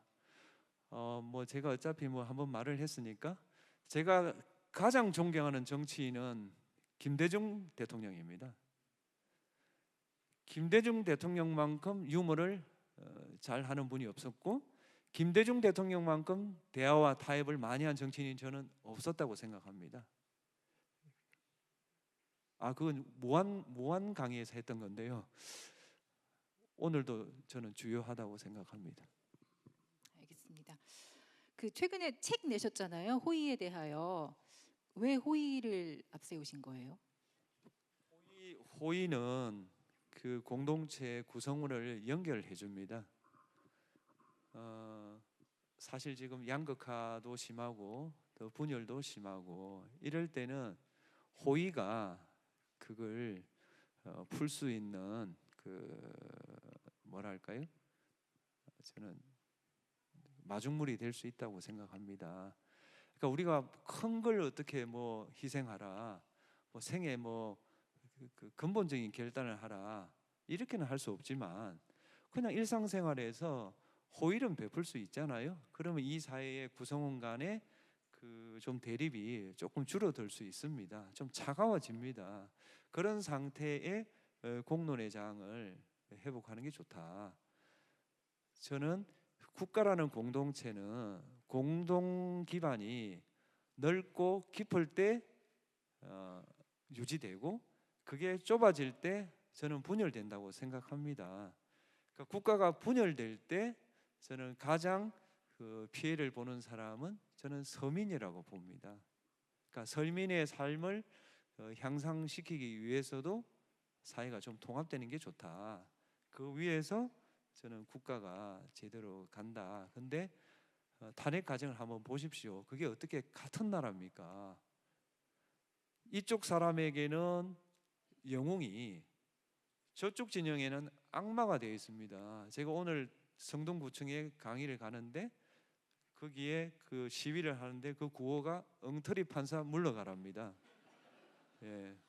저는 엉터리 판결을 한 적은 적어도 없거든요.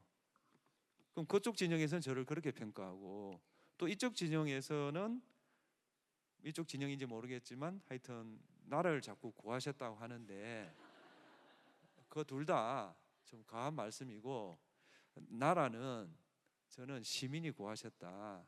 그 비상계엄이 선포되었을 때 국회에 달려가서 그 장갑차 밑에 들어 눕고 그 다음에 그 총을 잡은 사람 있지 않습니까?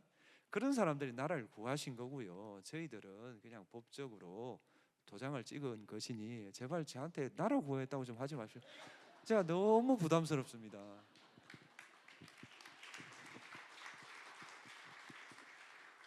지금 시간이 거의 다 돼서요. 그 마지막으로 우리 찾아주신 분들께 좀 마지막으로 드리고 싶은 말씀 있으시면 해주시죠. 한겨레 신문이 국민의 모금으로 세운 신문 아닙니까? 한겨레 신문이 공론의 장을 회복할 수 있도록 여러분 많이 좀 도와주십시오.